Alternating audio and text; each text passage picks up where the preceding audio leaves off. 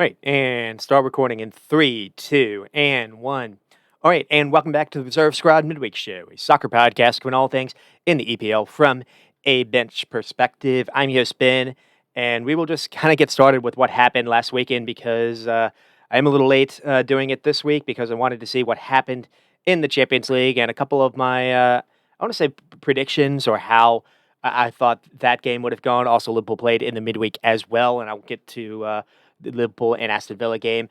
That one, I can be a little bit more kind of that way that I can kind of pat myself on the back because the problems that I saw with Wolves kind of showed up a little bit in the second half versus Aston Villa as well. And so Liverpool do drop points. It continues to give Arsenal fans some hope. And then all they do is they turn around and have a nice easy game versus a Man City team that was just really embarrassed, and now they are out of Europe. And so we'll try to cover it all. It might be too much. We'll have to see. But I do want to speak about what actually happened in the league. Get started. Liverpool do could succeed and at least allowing that gap to be 7 points, and now it's 8. Arsenal do have a chance though to make it up, and they did well on Saturday. Both teams had scares. It was still a nothing game versus Leicester City, one of the worst sides in the league. But Arsenal got a little basically a hero performance, maybe someone that they wouldn't have expected. There was a lot of talk going into that game that no, there was going to be no Kai Havertz on top of the other injury issues that they've been having. Obviously no Saka, no Martinelli either. People didn't know how they were even going to be able to line up in a front three if that's what Arteta wanted to do. And the first half's probably what you would have expected. Arsenal did struggle, and then out of nowhere, Arsenal basically had two heroes essentially. Mikel Merino comes on and gets two really big goals for them. Gives them some confidence to maybe play someone in through the middle. There was talk maybe it could even be Rice, to be honest, just to have a focal point there.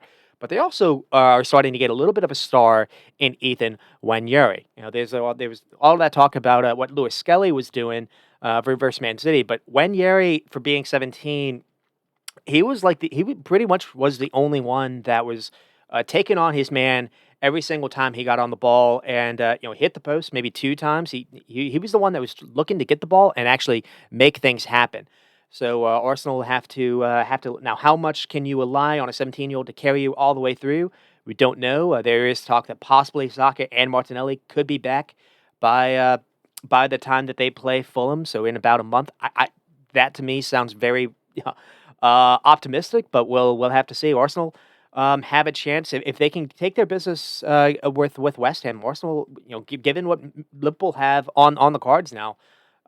Liverpool will eventually be a game ahead of Arsenal as well. So that gap could really be next to nothing by this time next midweek, because Liverpool have Newcastle in the midweek, and then somewhere around along the lines, Liverpool only play like one game in the month of March.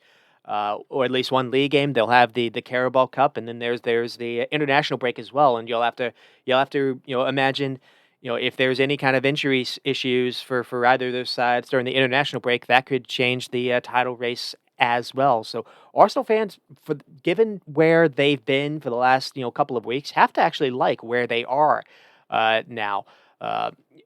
Continuing on what's happened, Man City possibly went into the Real Madrid game, maybe having some optimism because of what they had on the weekend. They discovered that spending $200 million in January can make the squad better. Newcastle faced the brunt of it. Stars like Nico Gonzalez really did show up, but it was Omar Marmoush's day. He gets a hat trick. He gets a hat trick basically in 30 minutes into the game. That killed things off. But Kushinov, played a role in starring as well, and that City team was quite good. That City team looked like it could possibly give Real Madrid something to think about, and then kind of the focal point. Omar Marmoush gets the hat trick, but the thing you don't realize is he's able to get in a lot of these good channels because you can't focus on him and Erling Haaland together, and also because Marmoush was able to get on the end of a lot of really good balls because the focus is on Haaland, but because of that also now Phil Foden is starting to get a little bit more involved, and instead of Phil Foden being forced on the wing and basically he comes inside anyways, Savinho was played out on the right, and it's possibly the most kind of balanced look that Man City have had in a really long time. And just the unfortunate thing for them is they lose Erling Haaland in the 85th minute. I don't under the game was already dead. I don't understand why even Haaland was out there. So Pep screwed up there. Haaland goes, he plays a role in the fourth goal, and apparently Haaland like lands a little awkwardly, and then he tries to press someone a couple minutes after that, and he goes down and kind of jars his knee a little bit, and he was only available on the bench. And but Pep sometimes does. Pep put players on the bench that he knows are not going to be able to play. I'm curious if he did that with Jeremy Doku as well. Man City then go to Real Madrid, and Pep went with a very weird lineup, and they crash out. And we'll get to a little bit of that game as well. I probably would have been a little bit more kind of bearish a little bit on Man City's chances. Didn't know how the injury to Holland, how that was going to affect things, and Pep went with probably the worst lineup he could have picked.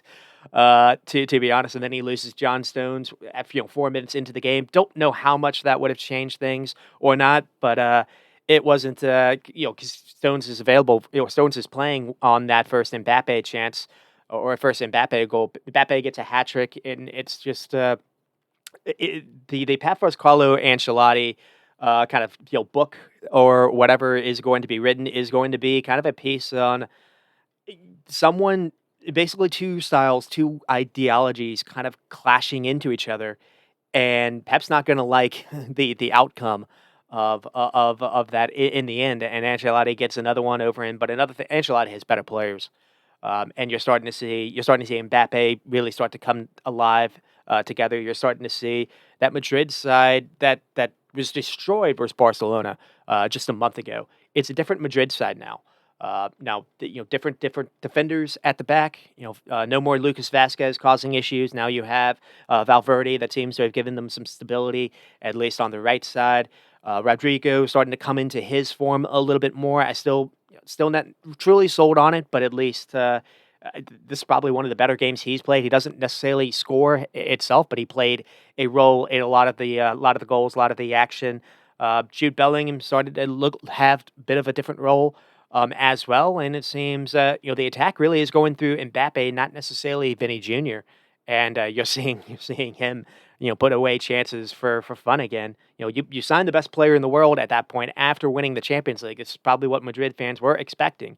It's taken a while for it to finally show up, but it is showing up now.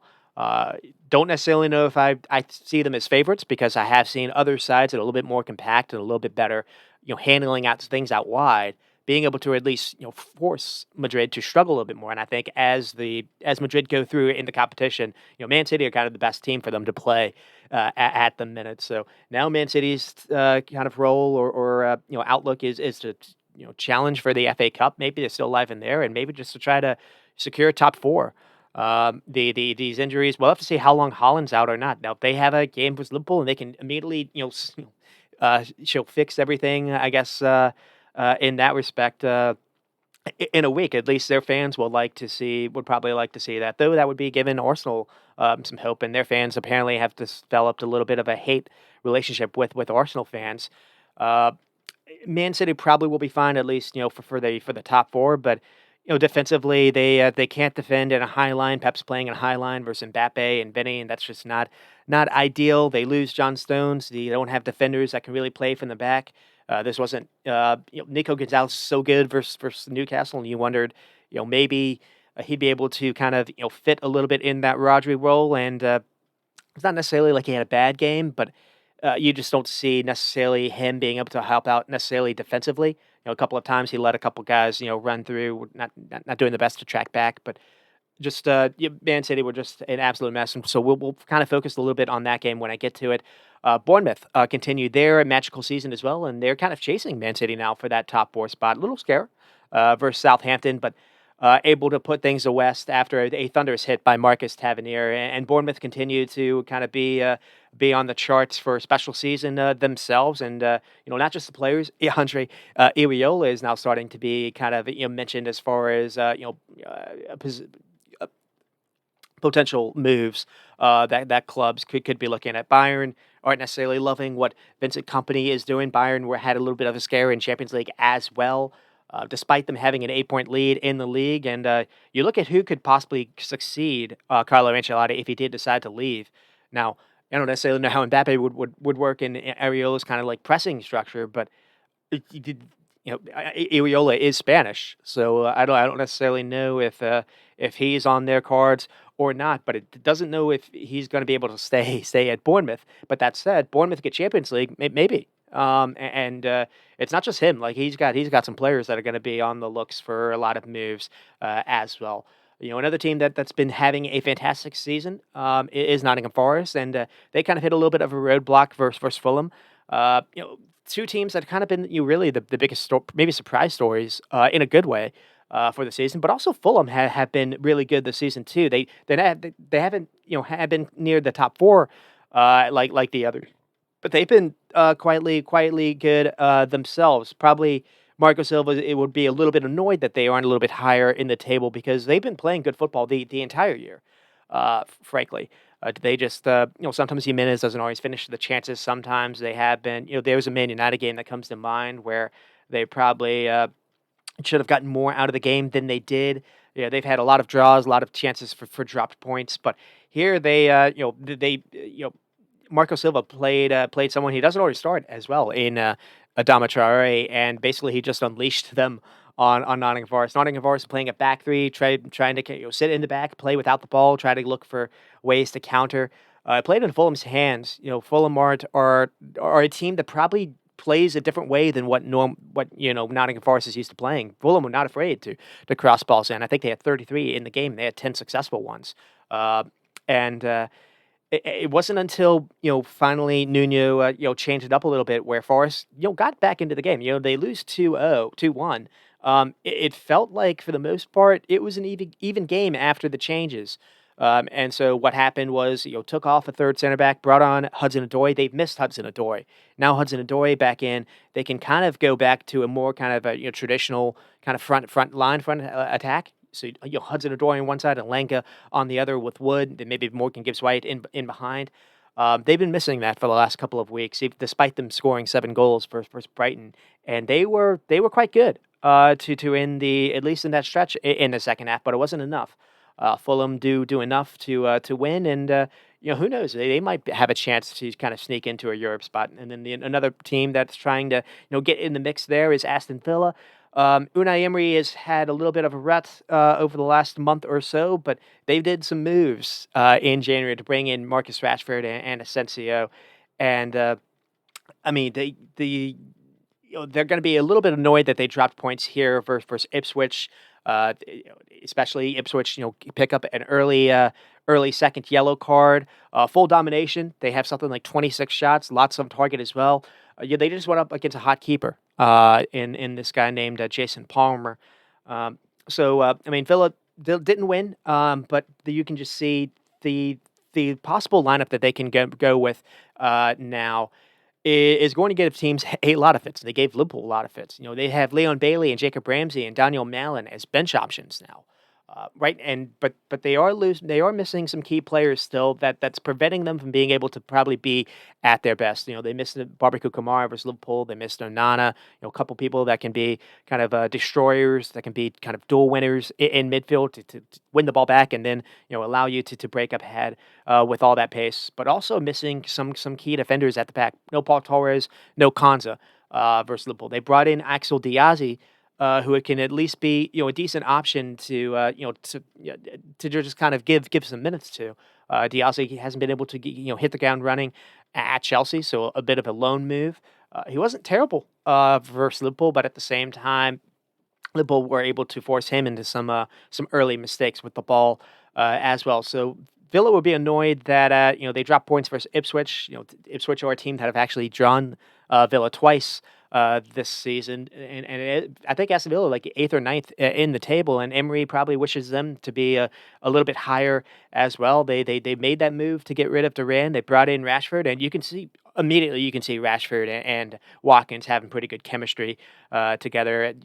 And Rashford didn't start this game. Probably Emery's going to regret that move as well. And Asensio, came on in this game and could have had a hat trick in the second half. Asensio was quite good for them, but went up against a hot keeper and just wasn't to be. And I'll get to what they did versus Liverpool as well. They gave Liverpool lots of fits. Now they weren't necessarily good. for a large part of that game, but it doesn't really matter. Liverpool had chances to win it and didn't take it. And then the last maybe 10 or so minutes, really, it was Liverpool on the back seat, just kind of praying for offsides. Goals that were going in, that were praying for just getting the ball. The Villa were getting the ball into the box and having shots at Allison, just hoping the shots were going wide or going high, and that basically was what happened. So we'll get to that game as well. Crystal Palace and Everton faced off. Everton continue their magical run to safety under David Moyes, and they're probably going to finish. I don't want to say top 10, but they really are on a run right now. Beto continues to score for fun. Now they didn't have Decore, but it doesn't matter because they're able to. One of the players that they brought in over the window was Carlos Alcaraz, I think maybe still a lone player for Southampton. He was out in Fluminense, somewhere in Brazil, and he gets the second goal and plays the ball for the first. Crystal Palace, though, were the better side. Uh, so this would be probably one of those where Oliver Glasner would be a little bit annoyed. The first goal basically comes from a Palace throw-in, and I think it's Tyrick Mitchell who just throws the ball just backwards to no one. And basically Carlos Alcaraz is able to, because Mitchell is the wingback or the defender, uh, now he's out of the play, by doing that, just yeah, by the position of where he is to start. Uh, and uh, and Everton are able to create that chance. It's a 1v1 chance for Beto, and he still has to convert that 1v1. But he's starting to find form with ease. Possibly could have had a couple more, but that said, Palace were quite good themselves. Zaha didn't start the game, but came on in the second half. Looked very lively. Hadn't played necessarily a whole lot of minutes the last couple of weeks. Maybe he was a little bit rusty, but he was good. Sarr was good again. Mateta was good. Mateta was the one that got them back in the game. Looked like it was going to be a 1-1, kind of the game that was really nothing in the first half exploded in the second half. Both teams were kind of going at each other as far as end-to-end action, and in the end, it's similar goal to what they got at the end of the Liverpool game. Just a free kick that's able to be recycled, a looped ball in the air, and their kind of presence in the box just forces a lot of desperate defending, and they are able to get Carlos Alcaraz kind of the ball in the box, and he just has a nice hit. David Moyes hasn't done a ton, but he has changed them significantly. I've spoken about that a little bit before. Bringing in O'Brien to be their right back, but really he becomes almost a third, center back, because it allows Mikalenko to play up and to offer some width.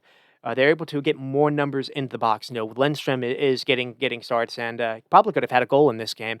No Ndiaye would probably be the only kind of negative as far as like the long term outlook. This is another game that maybe Calvert Lewin could have helped out off the bench. Obviously, Decore, missing him, so Everton being able to win without a lot of key players missing is big for them. And since O'Brien has come in, they've been much better defensively. They just and offense and just going forward, they're able to get so much more danger than they were with Sean Dyche, and it's not a ton of changes that have happened. A lot of players that it's basically the same players outside of Alcaraz, but O'Brien coming in has been different. Jack Harrison, had been played a couple of times for Sean Dyche, and it seemed like he wasn't really able to create a ton over the last month or so, and he created a couple really nice looks, a couple nice deliveries into the box, and so Everton are really enjoying their month. They are about to move into a new stadium as well, so they've gone from just absolute dread to just loving life under David Moyes. Again, sometimes manager change does work, and this one, it just made sense. David Moyes kind of was magical with West Ham. It's not easy to know what you have until you lost it for West Ham fans, and just seems the patterns of play are a little bit different, a little bit more kind of it's not necessarily the ticky tack pretty football, but it is effective, and it is interesting how It's not that David Moyes isn't a pragmatic manager either, but they weren't able to get any kind of looks at all for most of the time that Dyche was here with the same kind of players. And I don't know what they're doing in training, but he has done some roster surgery here, and it's definitely worked. And then Brentford and West Ham played maybe the strangest game of the weekend. Speaking of West Ham, with that now have Graham Potter. And first half was an absolute mess. Brentford were maybe unlucky not to actually be 5-0 up. Uh, I think they put the ball in the net 2 times that were offsides for a very they're probably the right call, but still just kind of inches off from counting, with Weiser putting the ball in the net. They had no issues of turning West Ham over in the first half, and it was really just a case of how many are West Ham going to leak. Second half starts, and it's an entirely different West Ham team. Based 3 players come on, so it's 3 changes come on. It was James Ward-Prowse, Evan Ferguson, and I think his name is Oliver Scales. So Emerson wasn't necessarily doing a good job defending in Bremer. Not the easiest task to do, but he just wasn't doing a great job. Uh, so Scales, I guess their left back. But really the main thing was Evan Ferguson coming on, kind of the focal point. Now they have an actual attacker to either when he drops in, he can lay things off. But also he can make those runs in the channels or in behind. He looks very good physically, so that's a good thing for West Ham fans to at least see. It's been a surprise he hasn't seen a lot of game action at Brighton.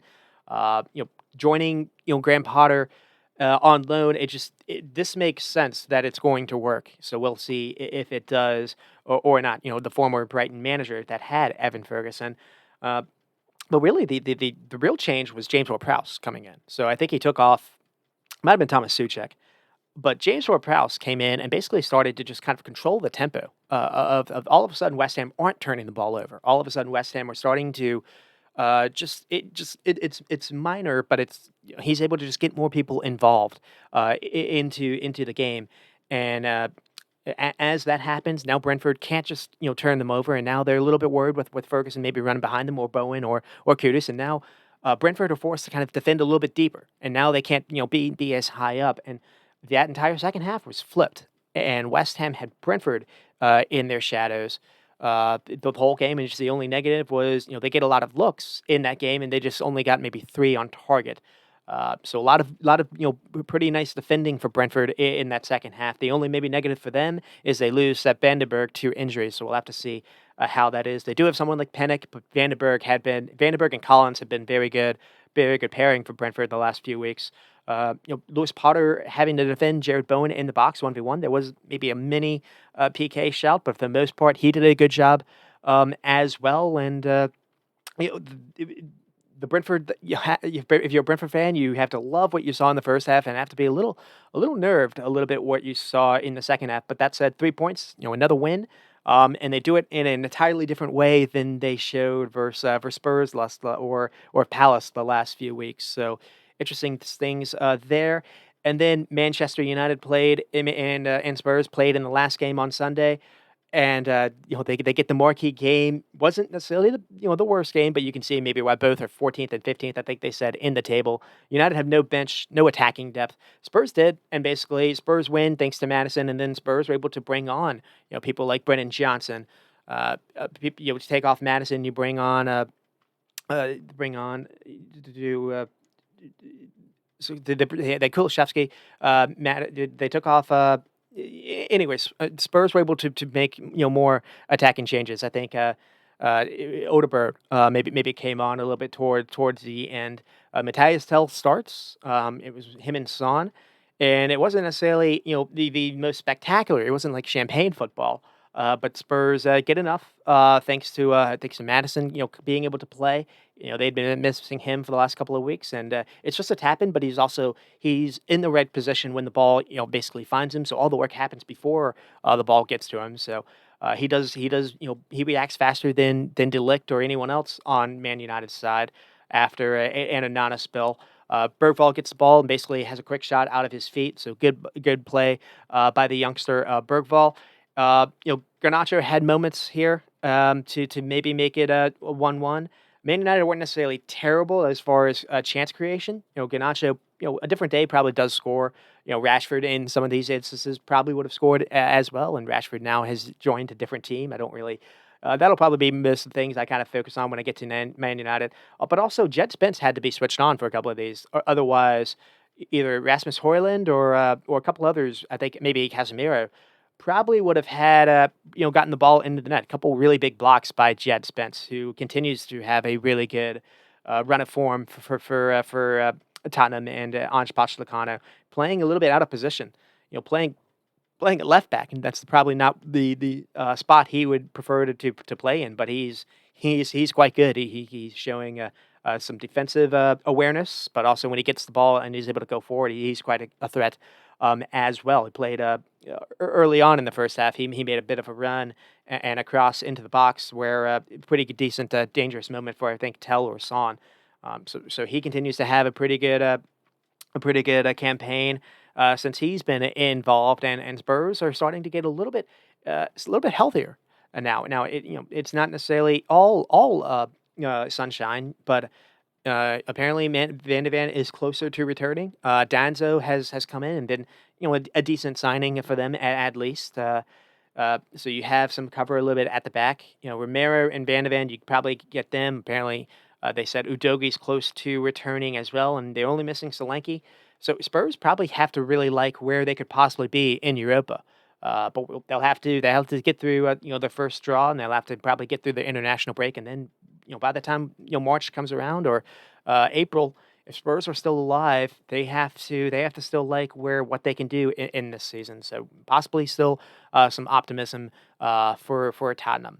But speaking of, and another thing too, that would be kind of funny if Spurs would be the team after their season would be the team that has a terrible kind of league campaign, but maybe they end with a trophy over, and maybe Arsenal, despite having a pretty good season themselves, actually possibly the injuries are a little too much, and maybe Arsenal only finish second. That would be something that would be kind of funny for if Tottenham fans would consider their season better than Arsenal's, but still a lot of football to get there to get to. The way Liverpool are now kind of in form, Arsenal fans probably have to like their odds of that not happening. So and still alive in Champions League as well.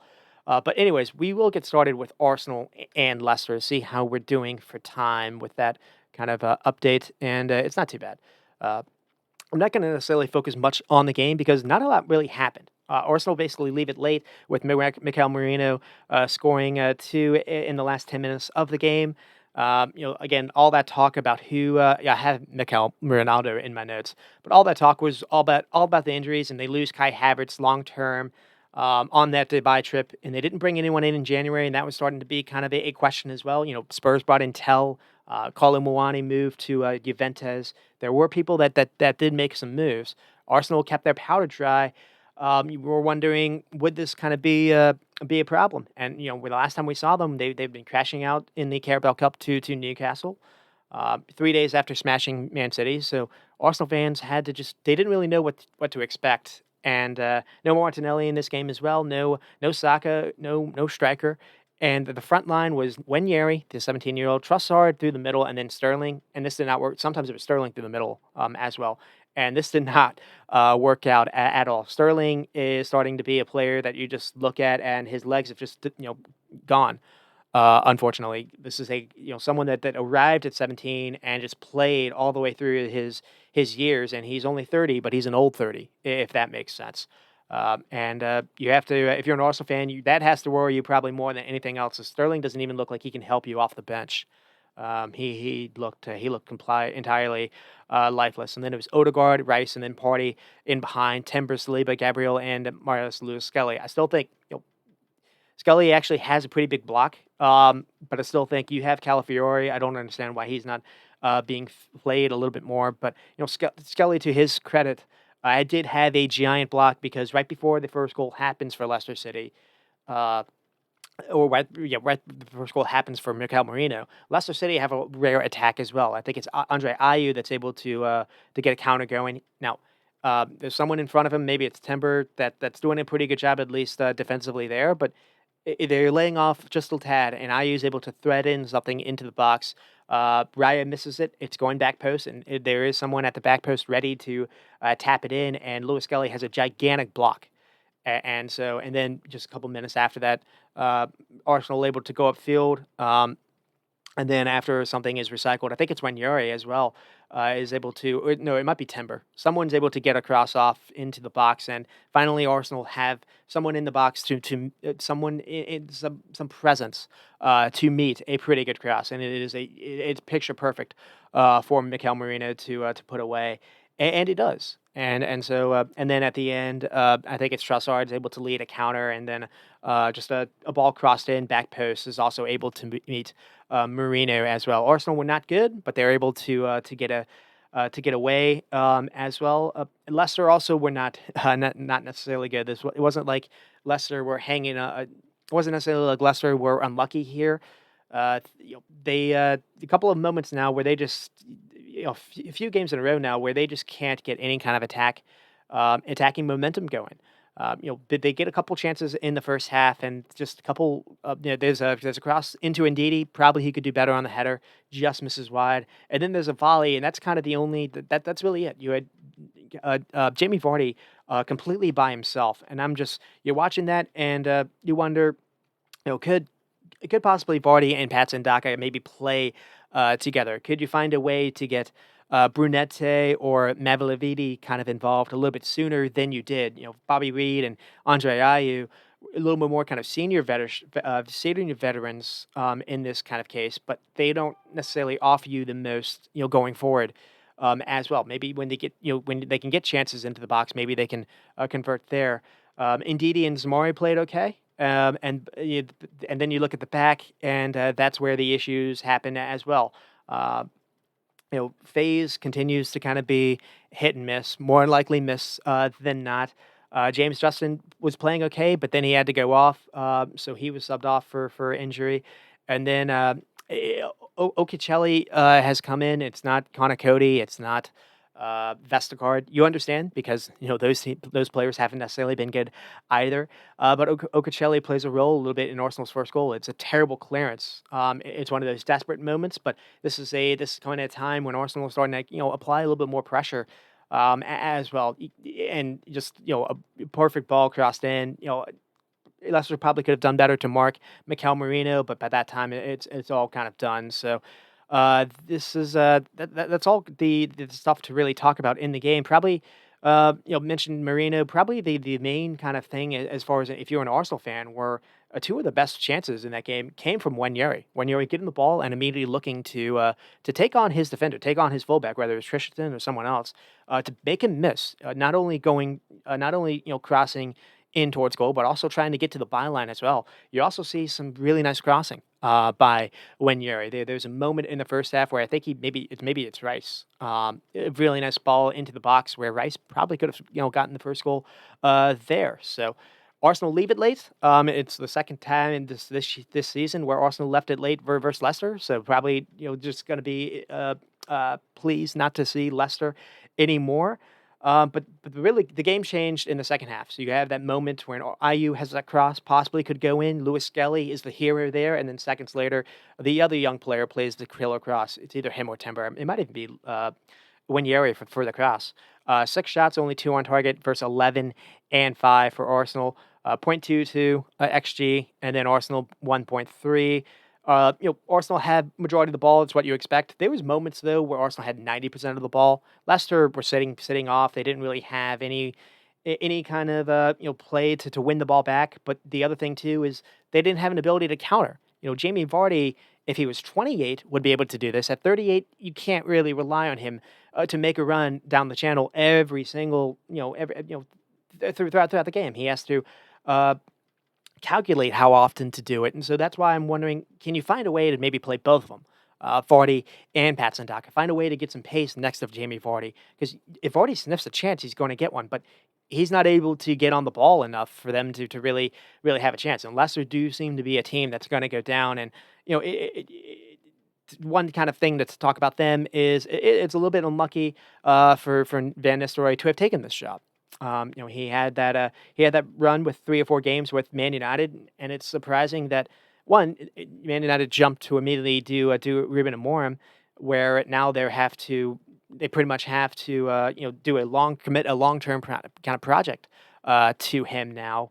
Trying to playing a system that doesn't really suit that squad, but Van Nistelrooy had a couple, 3 or 4 games of good kind of credit, uh, into his, uh, into his resume, and he decided to cash it in immediately. And he jumped at the opportunity to play, to this Leicester side, and it's just that it probably wasn't the best move, and, if he does go down, who knows if they keep him, there, and who knows if he'll get another, opportunity, so, he can maybe, do the pundit job, I guess, but he looks frustrated, and you understand. I mean, I don't really know how much anyone could really do, with this Leicester side. One thing I will say is with Steve Cooper, one of the players of their season was Brunette, and since, Van Nistelrooy has come in, it's been kind of El Canus being played in that kind of free role, and Brunette hasn't been Van Nistelrooy hasn't been able to find a way to play Brunette and El Canus.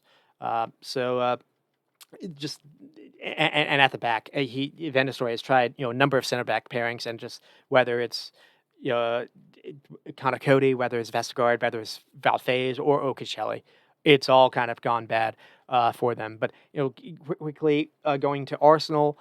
Uh, it's not the prettiest game, but the 3 points is all that matters, and they get it. Do wonder if this is going to be it the rest of the way. Marino number 9.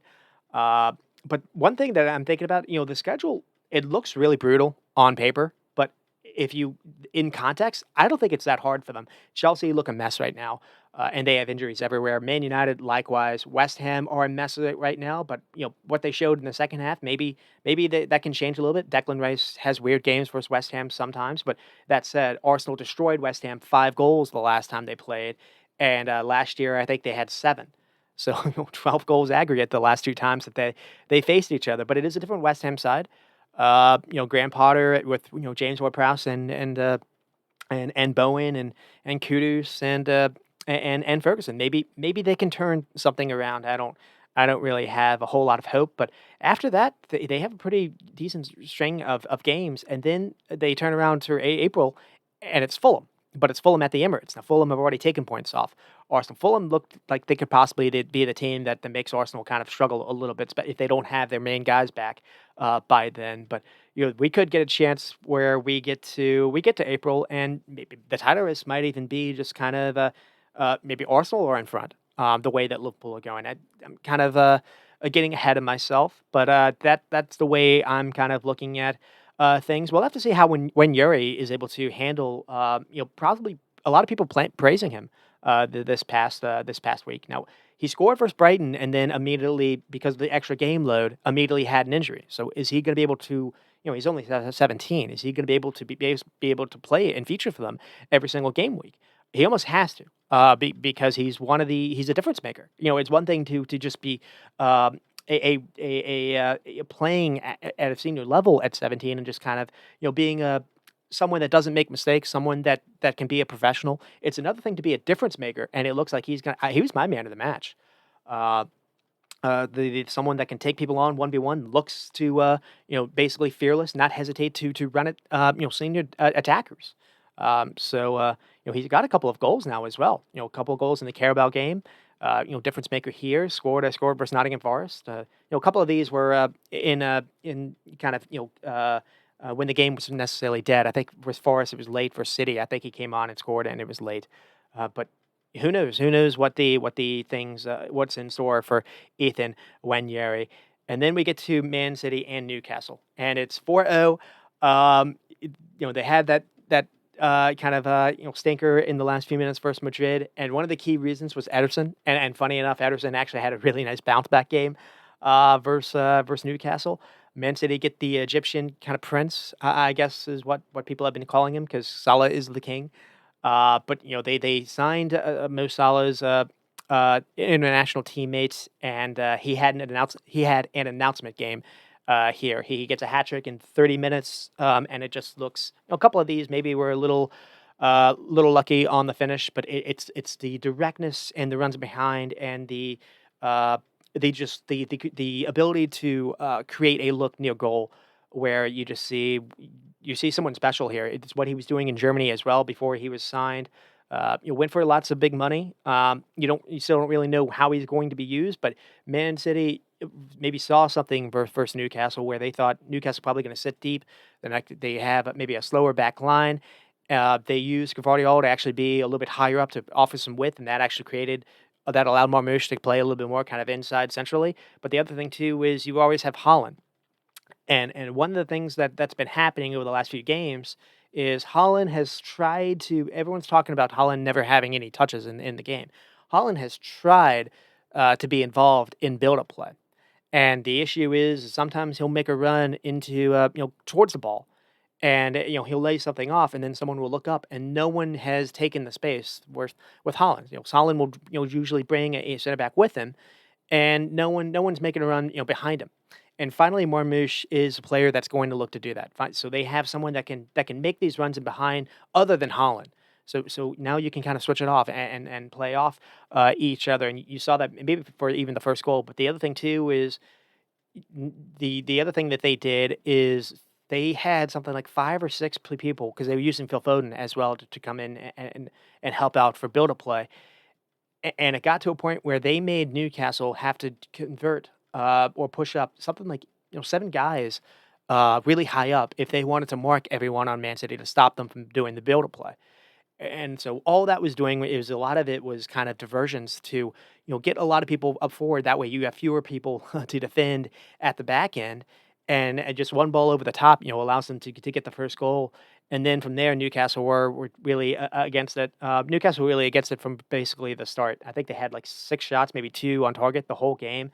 Uh, they could not turn a City over. It looks like City was doing a very good job to get either Tonali or Bruno Guimaraes out of position. This is a game that they went in without Joe Linton, and that showed up as well. And going forward wise, it seemed it wasn't really a front three. It was kind of Jacob Murphy was almost asked to kind of play almost at the as a right back. And the interesting thing here is Man City weren't really playing with a left winger. It was basically Gvardiol. So you're having Gvardiol basically take away one of their better players over the last few weeks in Jacob Murphy. So that kind of ended up being kind of a backfire as well. And because of that, because Jacob Murphy's role was a little bit more kind of deeper than being able to help out with Isak, higher upfield, Trippier was played and it was almost kind of a third center back than necessarily a fullback.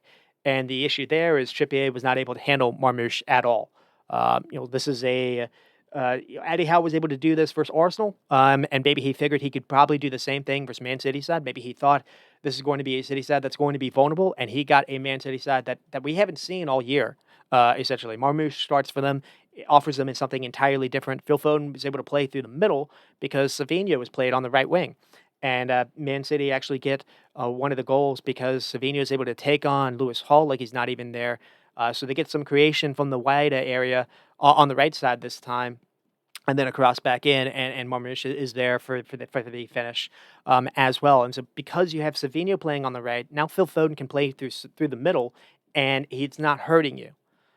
So there was balance in this Man City team, and the other thing too is you had Nico Gonzalez getting a start, and now it's not Kovacic, it's not Bernardo Silva or Gundogan back there. It is now someone that's 6'2" that can kind of play as that DM, and I think he had 102 passes, 100 of them were successful, uh, and a lot of this was going forward. Now the problem they face versus Real Madrid is Real Madrid aren't Newcastle. Yeah, a lot of this was helped out by Newcastle's backline is Fabian Schär and Dan Burn, players that can't really, cover a lot of ground, players that want to actually be in retreat mode. And the issue with them as well is this wouldn't be an issue if you had maybe some cover in front of them. And the problem is Bruno and Tonali, as good as they are, aren't traditional holding number sixes, and both were getting played out of position by all that really good passing and movement by Man City. I mean, we saw this in spurts versus Chelsea. We didn't see it since then, and we finally see it again here. Everyone played a role in this. Marmoush gets the hat trick, but Savinho played a role. Phil Foden having that different role, probably as involved and as good of a game as I think all around game that I've seen from Phil Foden, where he didn't actually score for them. So there was a lot of kind of optimism, going in before they played Real Madrid. But again, Marmoush gets the hat trick. But a lot of it is allowed because one, Holland is always always getting attention, and you always got to have two people on Holland, not just one. And Holland was doing a good job to also run towards, and he was always bringing people to come to him as well. Uh, they get it with Ederson. They were doing a lot of clever kind of passes, passing lanes for Ederson. Ederson had a pretty good bounce back game versus after that horror show for versus Man City, and you wondered well, maybe City could have a chance versus Real Madrid, and then right at the end, they get the fourth goal with McAtee, and it comes after a corner kick. Holland has a kind of a nice little flick on header, and they're able to score that way. But Holland lands awkwardly, and it's the 85th minute. It's kind of foolish that Holland is still playing at this moment, and he tries to run it off, and then basically what he does is he maybe makes it worse because a couple minutes after that he goes to try to press someone, and the knee basically buckles on him. You actually see it buckle on him, and it looks bad. Uh, Pep said, he was available on the bench, but Pep said he wasn't really close to being able to play. Now they do turn around and play Liverpool, coming up. So I don't really know what to think about this. Holland at not at full strength, probably I wouldn't necessarily fear it.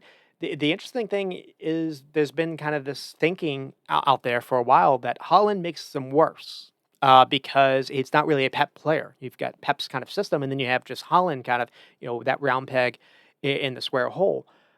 But in the Real Madrid game that we just saw, when you don't have a focal point to just kind of annoy or draw the attention of center backs, you that the other team can focus all of their attackers on everyone else, and it doesn't matter. Maybe you can have some more control, but uh, they tried playing Marmoush and Savino kind of like a front two or double false nine, and it did not work. Man City weren't even able to create any kind of a threat, let alone a goal. They get one very late. I think it's off a free kick where McAtee is able to get on the rebound after a pretty nice Marmoush free kick. But that's kind of where we get started. That's where the game was. Oh, the other thing that would happen was Kushinov gets a start, plays at center back, and it seemed like Rico Lewis was played, and it was kind of Rico Lewis and Nico Gonzalez, and basically Gundogan, kind of at the midfield, kind of three. Kushinov had a lot of moments to handle either Isak or Gordon, and for the most part, he did a pretty decent job. So I was starting to kind of. I had my notes here to kind of double down on how this can maybe work. How Man City might have a chance versus Real Madrid because Kushinov could maybe handle some of those runs in behind, and instead Pep. Well, one losing Holland completely, destroys anything that they would have been able to do. Uh, but the other thing is the way the Kushinov was played. He was played at right back, and in the beginning, you would probably think that makes sense. You want Kushinov to take on Vinny, but is seeing it in practice, what was really happening was Kushinov is further away than being able to help out John Stones and Ruben Diaz through Mbappe making runs through the middle, and basically.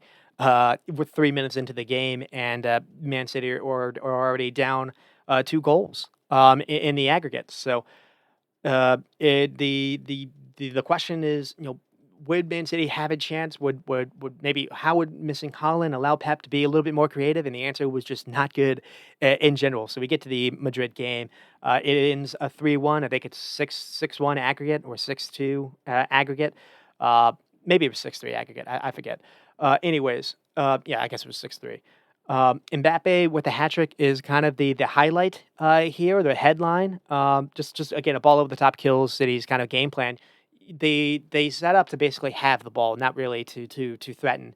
Uh, and the problem is once you concede so quickly, now Madrid don't really have to care necessarily if you have the ball, and also there's no real threat when you have the ball as well, and it just allowed you're forced to press a little bit more. Now Madrid are able to kind of control things a little bit. Madrid seem to be much better at controlling the ball now than in other games as well. Some of that could be just Man City not having legs anymore, but I think Danny Ceballos coming in has changed a little bit how this Madrid team can actually function.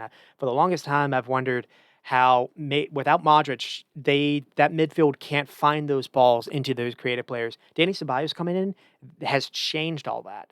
But anyways, getting to the start here. Uh, the first goal, Mbappe over the top. So there's zero ball pressure in the first few minutes. So Asensio basically has a flick on pass. It's a brilliant pass from the young center back. But and again, Ederson's positioning isn't necessarily great either. But Stones and Diaz can't necessarily you can't get beat this easily. So it's poor recognition that when someone has the ball and there's no ball pressure on them, the ball they're going to look for that kind of run, especially with Mbappe. And the problem for City is Madrid were looking to do this from the start. There's a moment when Rodrigo gets on the ball, he looks up and he could have played the similar kind of run in, but opted against it. And then a couple minutes after that, Asensio gets on the ball, does a nice little dribble. He sees Mbappe doing the same kind of run, and what happens is uh, he opts against it as well. And so, but he basically apologizes to Mbappe, and then so I'm going to pause for a second.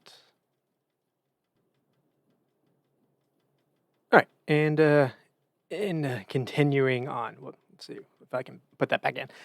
So you see Asensio have a chance to play the ball earlier. He doesn't. He apologizes.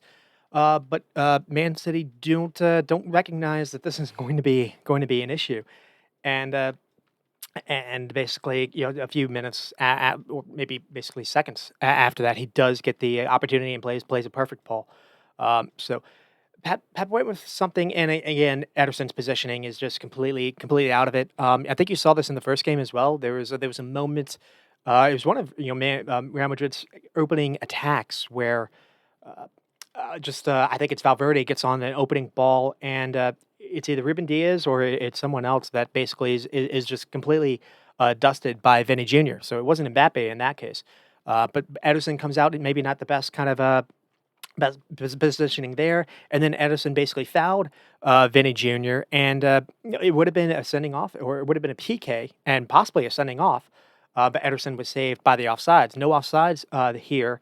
But Ederson was lucky that game and wasn't here. The only thing I'm thinking about, if you're going to play this high, Ederson has to be a sweeper keeper, and he's just way too late to come out. He's in no man's land.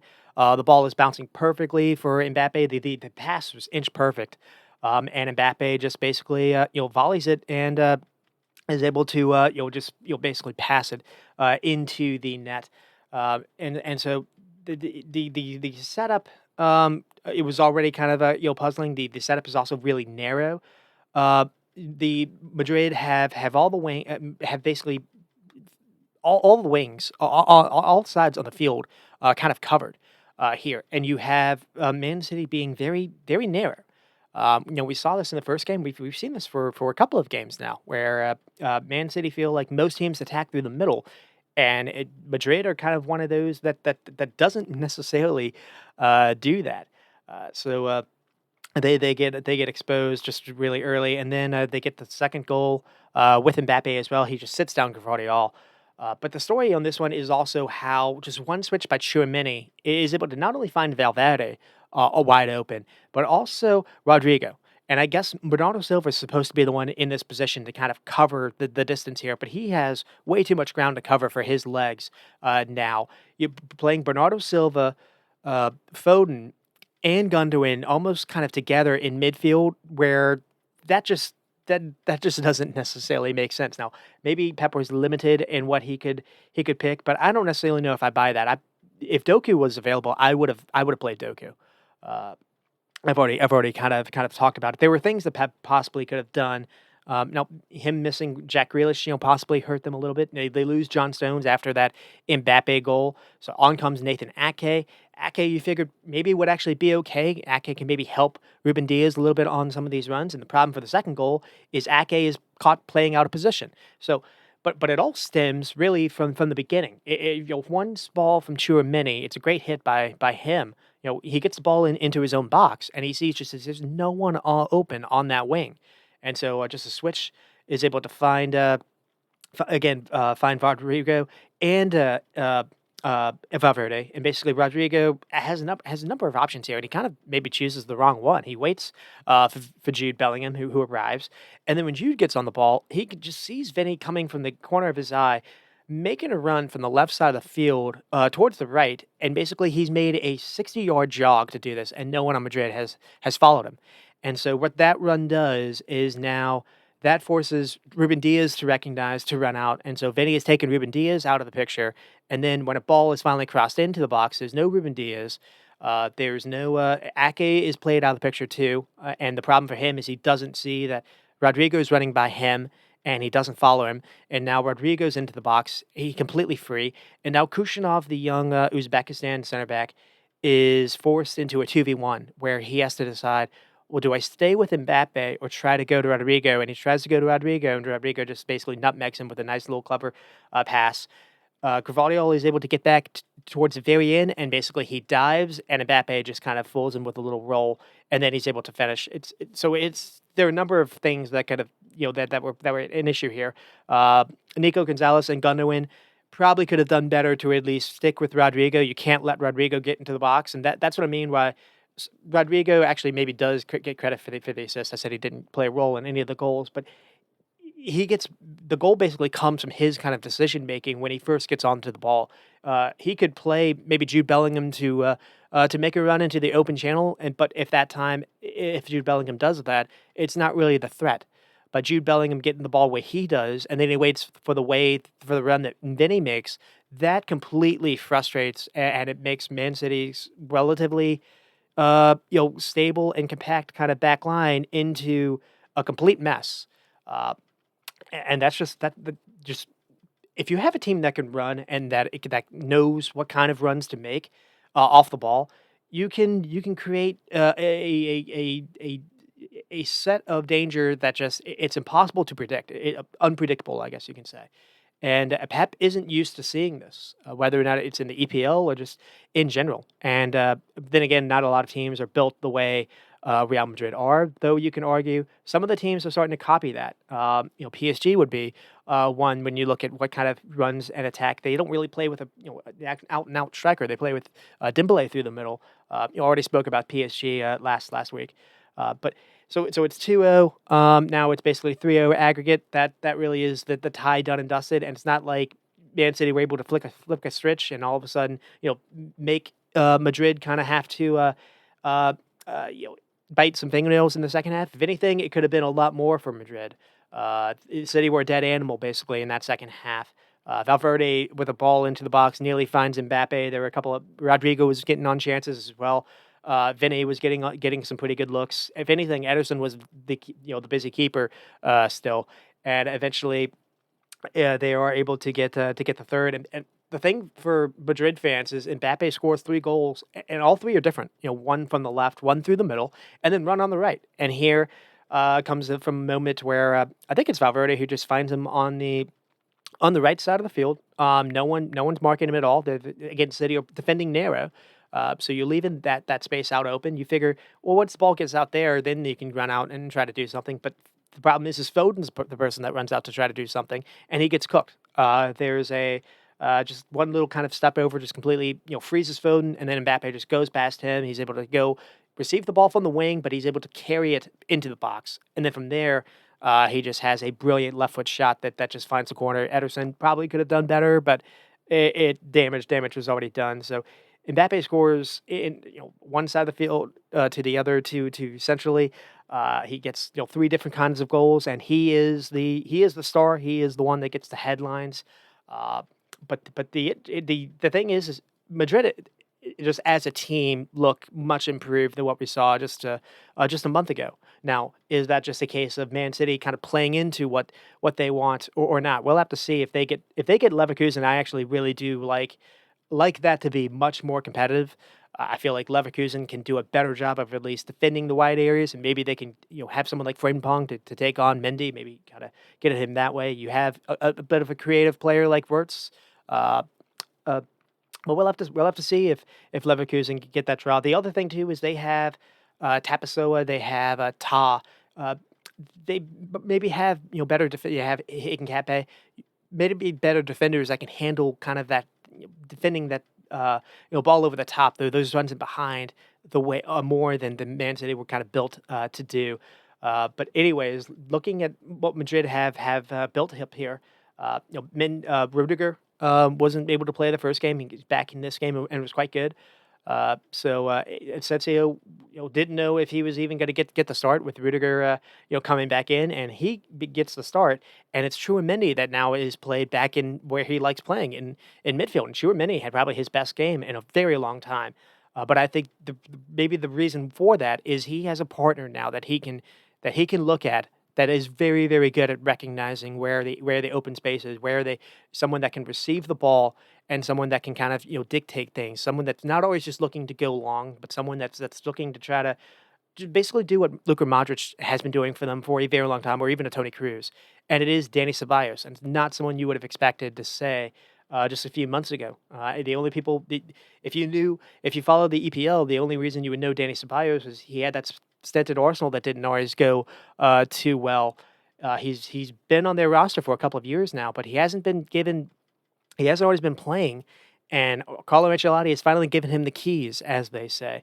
You watch Madrid and you watch any kind of a key tackle. Ceballos is usually involved. You watch Madrid having in these moments when there's maybe a turnover and someone has to make a decision before turning the ball over themselves and is able to find feet. Ceballos is kind of doing that now. You see when Madrid are being pressed, where are they going to go? Chouameni goes to Ceballos, and Ceballos makes a good decision. It's not always getting the ball out of their feet as well. Sometimes you can just hold on to it. Sometimes you can just run backwards with the ball to get away from the pressure. That whether or not City's going to or the defense is going to run after you, or whether or not the defense is going to stay in place, you're keeping the ball. And the more you can keep the ball, the more that you can get some runs in behind, where you can get Vinny making a run from the left side to the right side, and or vice versa. You can get Mbappe making a different kind of run. You can get Jude making a different kind of run. The more you can keep the ball, the more you can be a little bit more creative with your runs. And so Ceballos offers them that in a way that when Valverde was playing in the middle, didn't. The only one that's been able to offer that sometimes in moments has been Luka Modric. So he's been a really big part into this. I was hypothesizing before this matchup, the players to maybe watch out for was Danny Ceballos and Asensio. Maybe it kind of surprised me a little bit how much that ended up happening. Uh, so that is Real Madrid, and with Man City, just because it is an EPL kind of focused show. The question: Are City better off without Holland? You got the answer. Marmoush certainly isn't better without Holland. The you, what Pep went with, it was Savinho and Marmoush kind of as a false two, false nine, double false nine. So he didn't really play with anyone. Uh, People, Madrid see, most City fans saw the lineup and they thought maybe Marmoush should play on the left side. Foden would play kind of the false nine centrally, and then maybe Savinho would stick on the right because Savinho did such a good job on the right.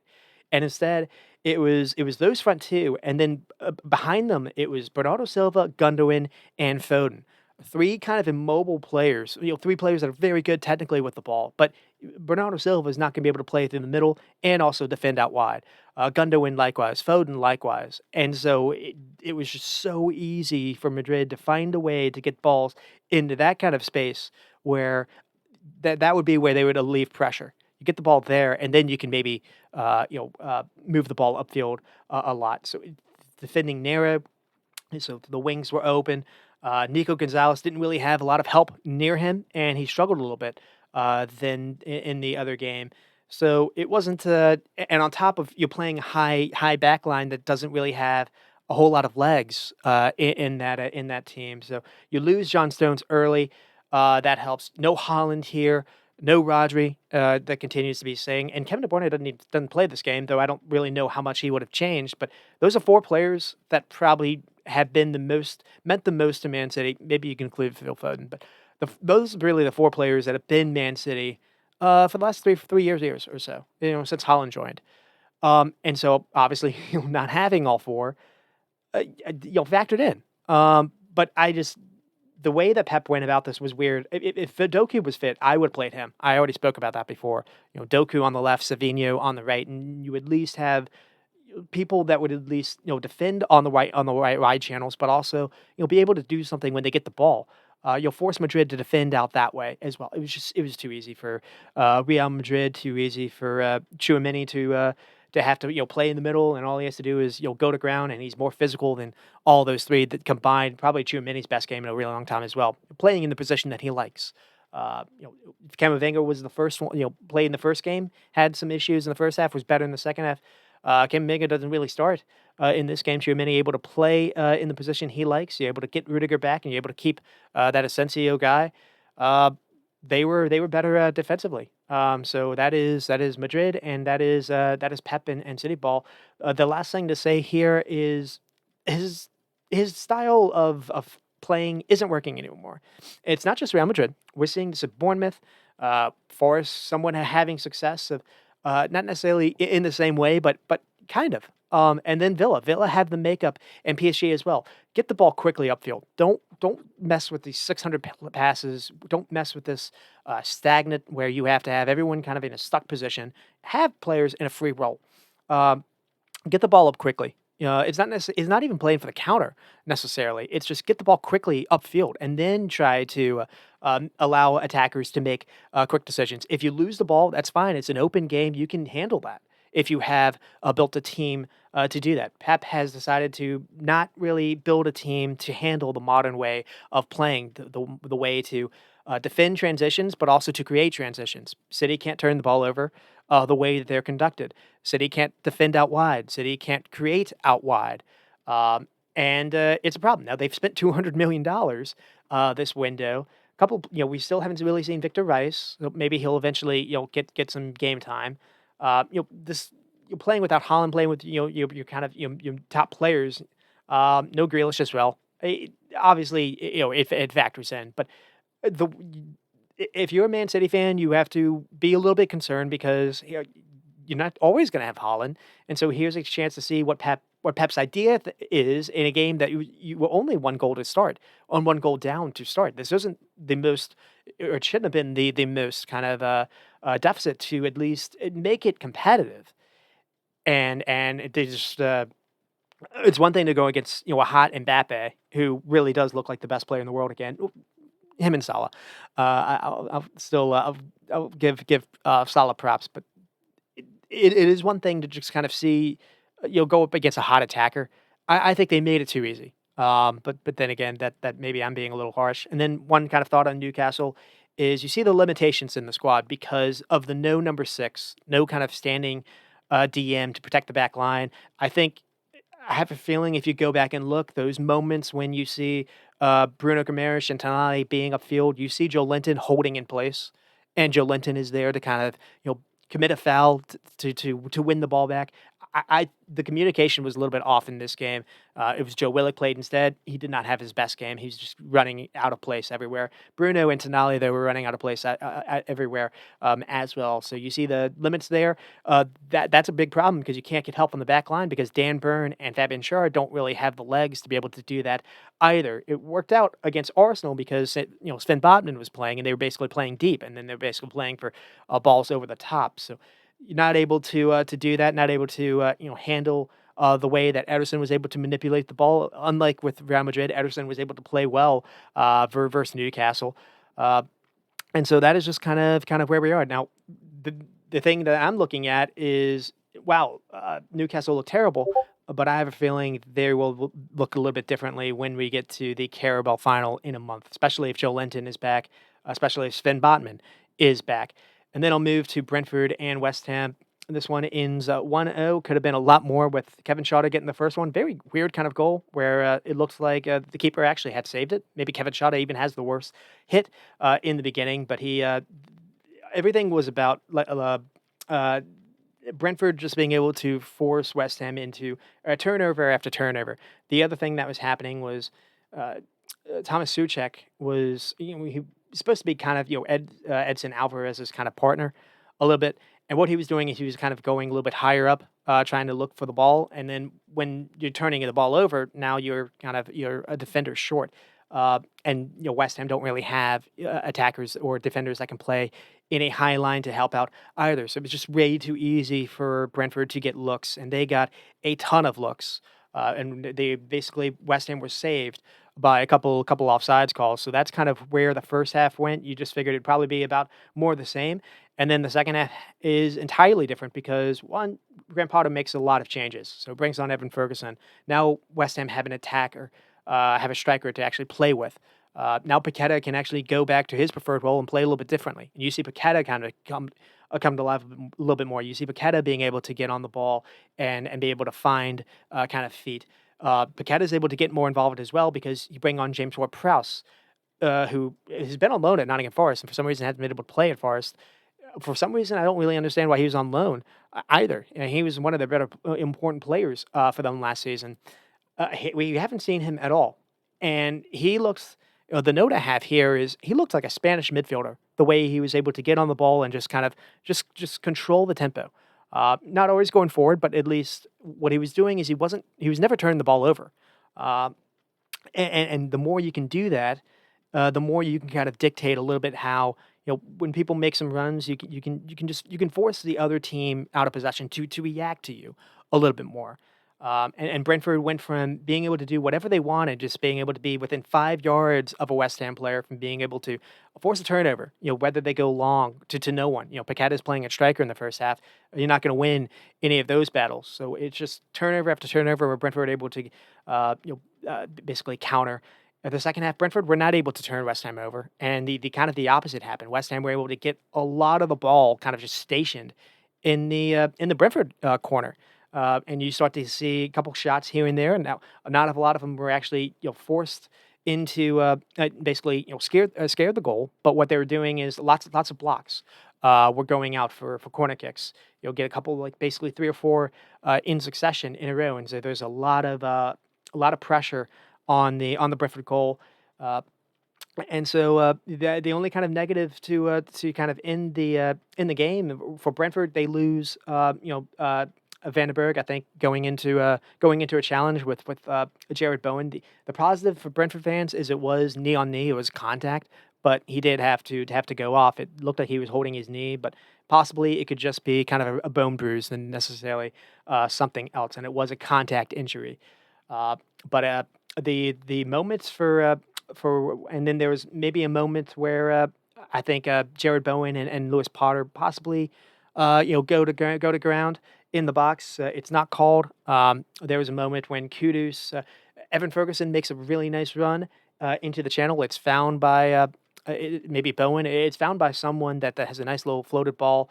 It might be even Wan-Bissaka has a nice little floated ball upfield. Maybe it's Mavropanos, the center back, and it finds someone making a run into the channel, so something that West Ham weren't able to do the entire first half.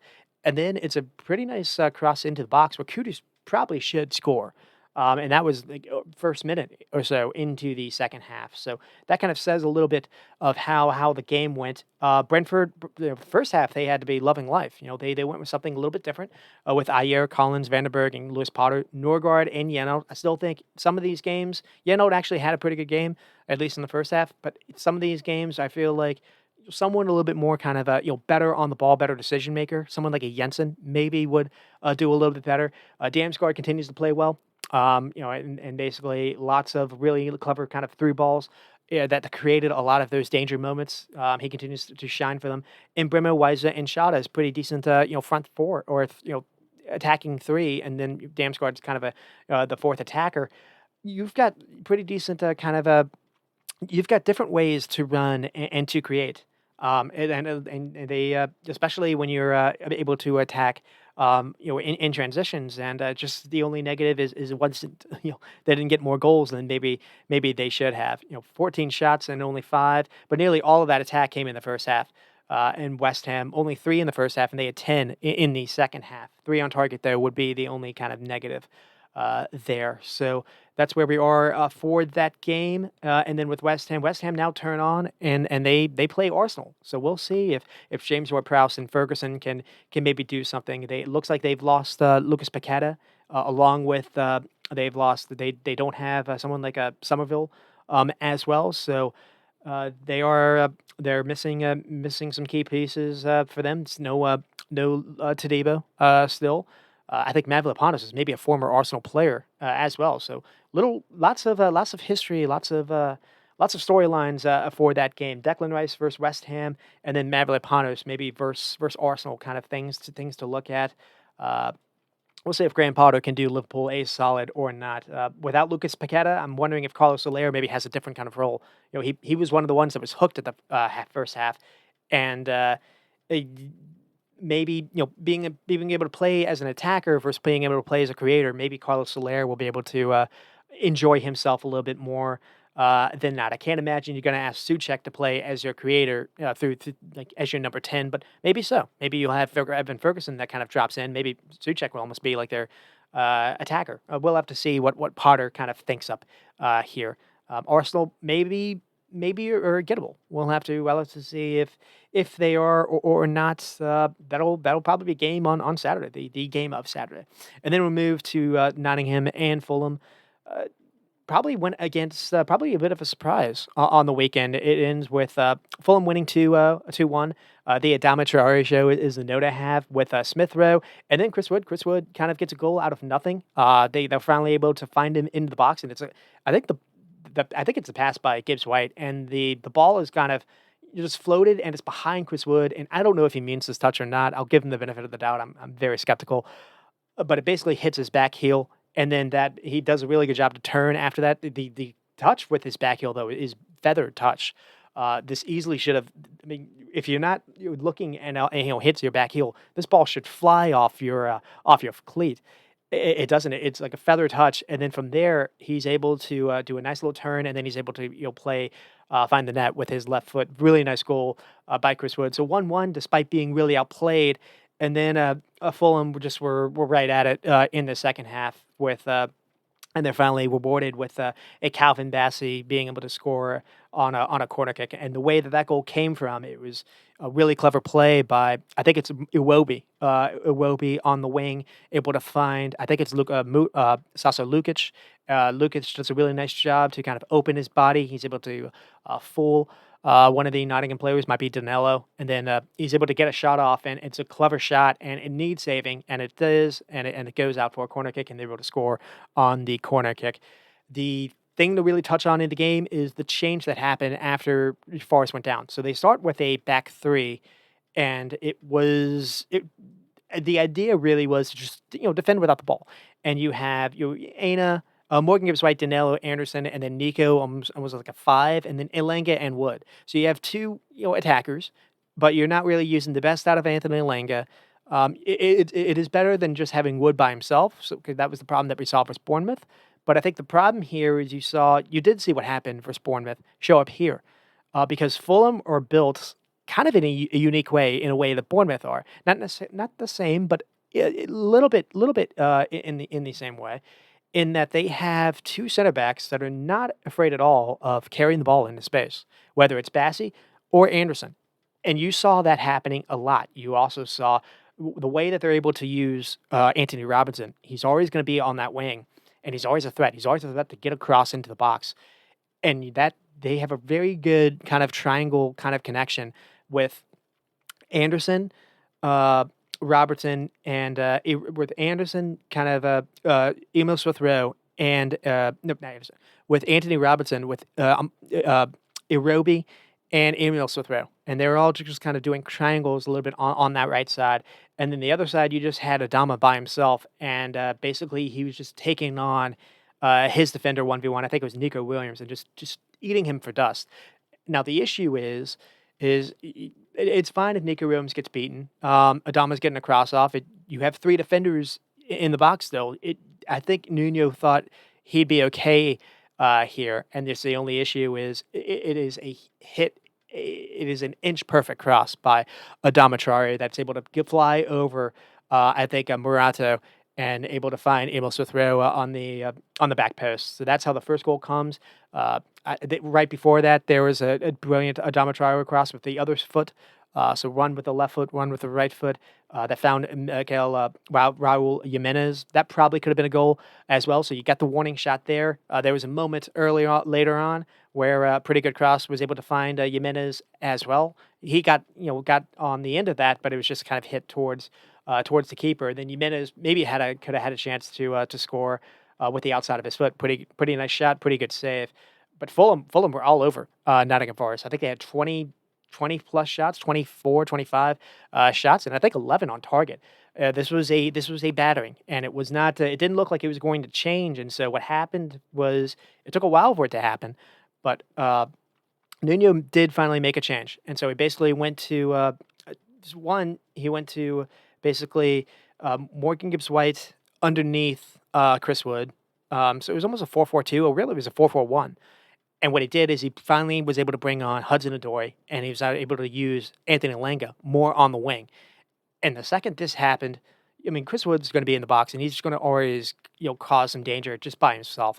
What you're able to do is Hudson Odoi gets the ball on the wing, but then he's going to carry it a little bit. The ball kind of sticks to him. He's a magnet, and you're starting to get more kind of creation that way. The more someone's able to hold on to the ball, the more someone's able to make a run into into the box, kind of late, either from midfield or elsewhere.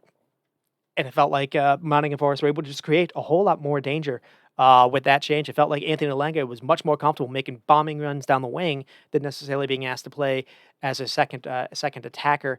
The other change was we saw Singori come on for Danilo. So this was just one of those cases where, it took a while for Nottingham Forest to catch up, and, it felt like, they play without the ball a lot, and I think they actually lead the league in less possession than anyone else.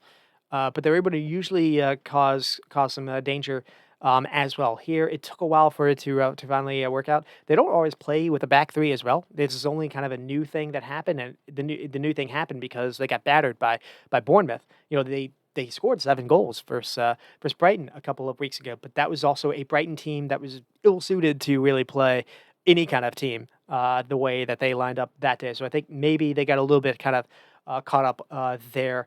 But good change by Nuno Espirito Santo. And one kind of note I have for the game is you it's one thing to see how you can have a manager that is kind of pragmatic, but it is important to have a manager that can change things on the fly, that can change systems to suit the game state.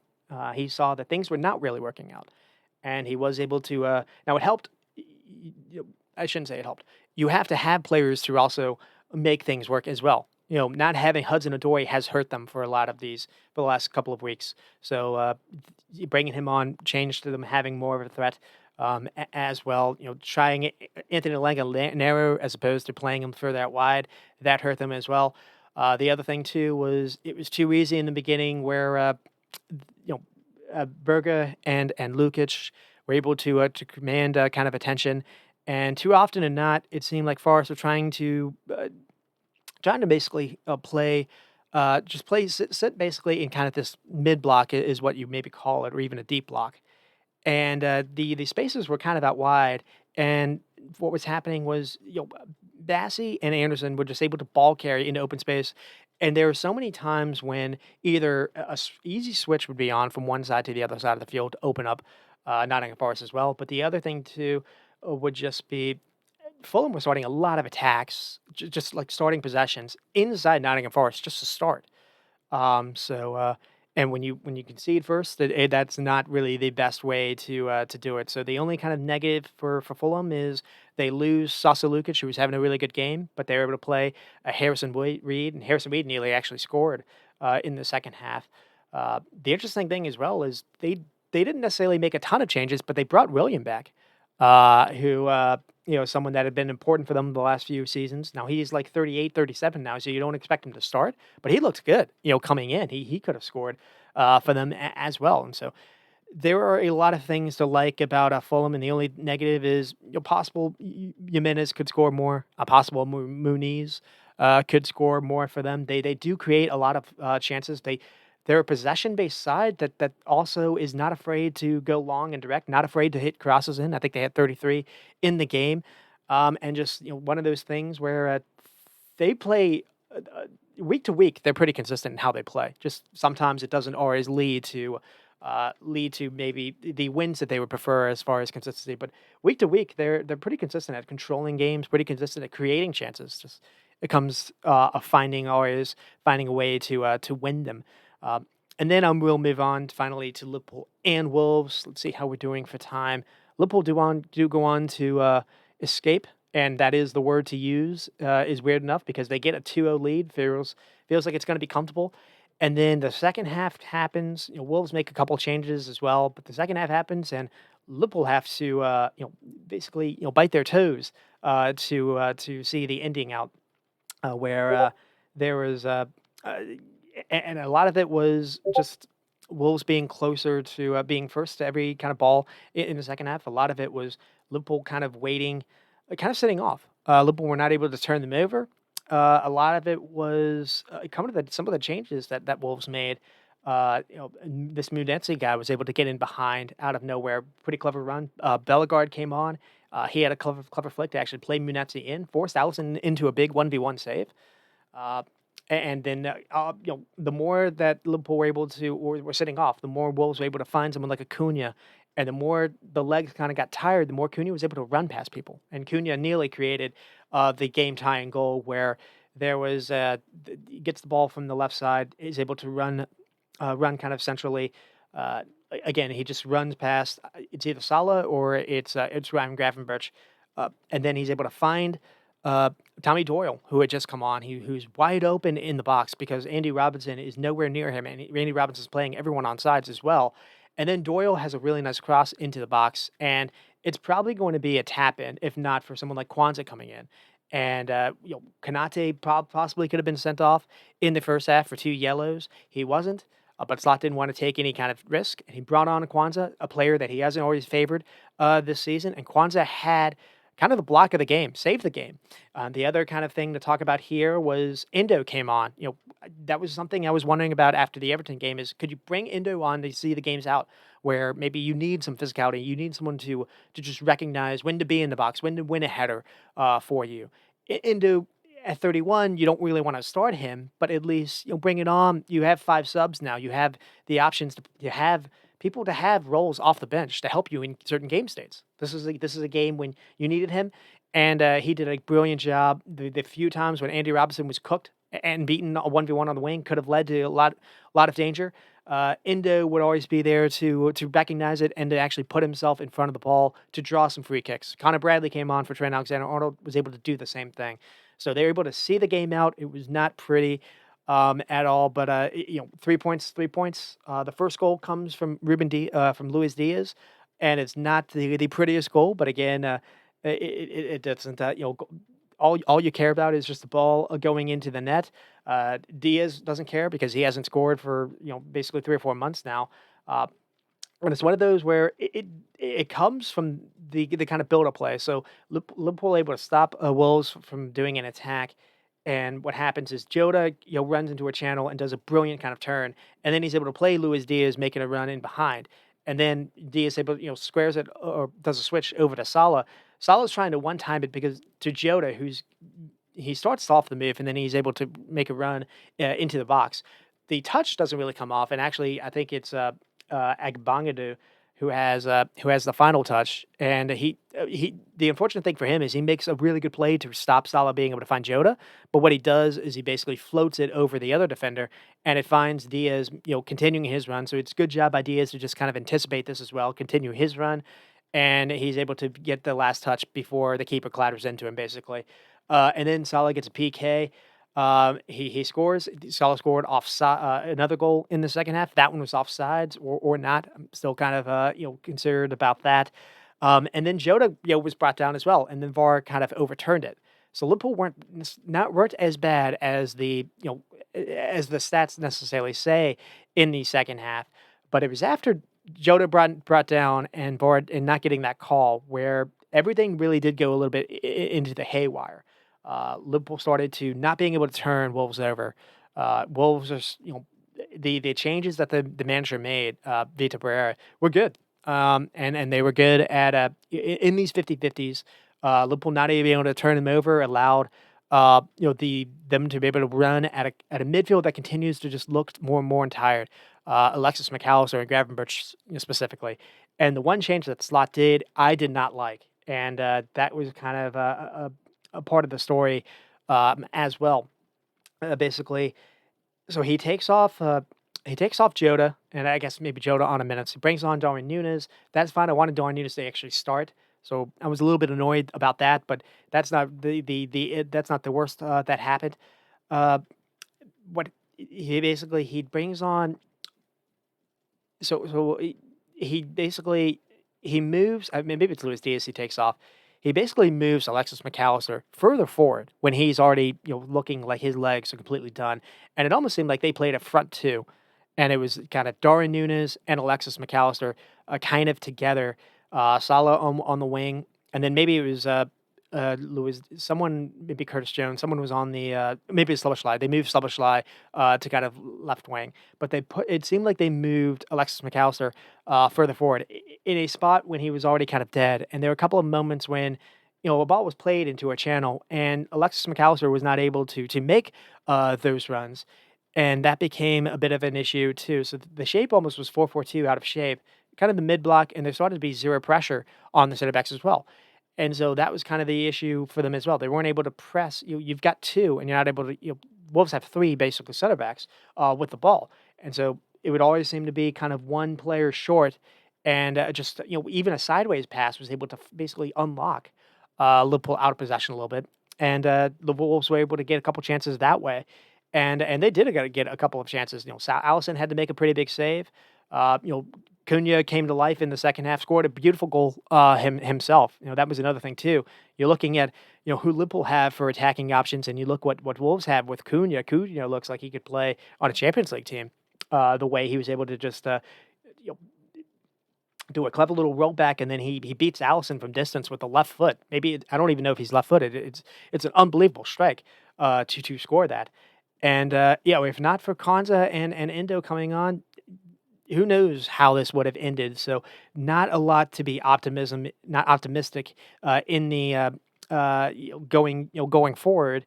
And kind of the stats kind of show that as well. I think Wolves had more possession in the second half. Wolves had outshot Liverpool 16-10, or maybe 16-11. Uh, and a lot of that for Wolves came in the second half, and a lot of that for Liverpool, almost all of it came in the first half, or maybe all of it came in the first half. Liverpool did not have a shot in the second half, only four on target as well. Uh, so this was not ideal. I mean, it's not the worst considering how the Everton game ended. At least you're able to get the 3 points, but it's not like they went into the Aston Villa game with a lot of confidence here. One thing I've been worried about since about Christmas is Slot hasn't rotated the midfield the way I've wanted to, and I think you're starting to see Gravenberch legs look leggy and tired. It looks like he's late to challenges. He's starting to lose duels in ways he didn't lose in the beginning. Alexis McAllister, likewise. I think Slabberschlei has been good in moments, but also he's beginning to play a lot of games too. Salah hasn't gotten any kind of rest in any of these games either.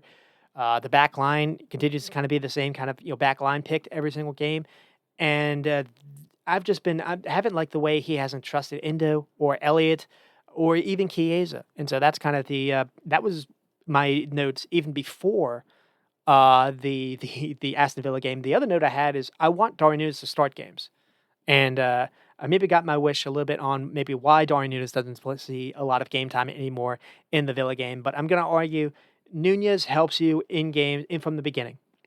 Núñez uses energy, uses legs in the beginning of games when you need a chance to come to a moment. You have Jota to come off the bench. You have other people to come off the bench to help you in moments. You want over 90 minutes. You want that guy to just run as much as possible for you because you'll benefit from that. This is another game when he starts Jota. Jota didn't have a bad game, but it's another moment where and Núñez came on in the second half. But I feel like you're getting a different player when you're playing him. Coming and making him come off the bench for starting him. I think his attitude would be better if he started too. And he has those two goals for Brentford. He played very well for Spurs, and then Slot hasn't used him.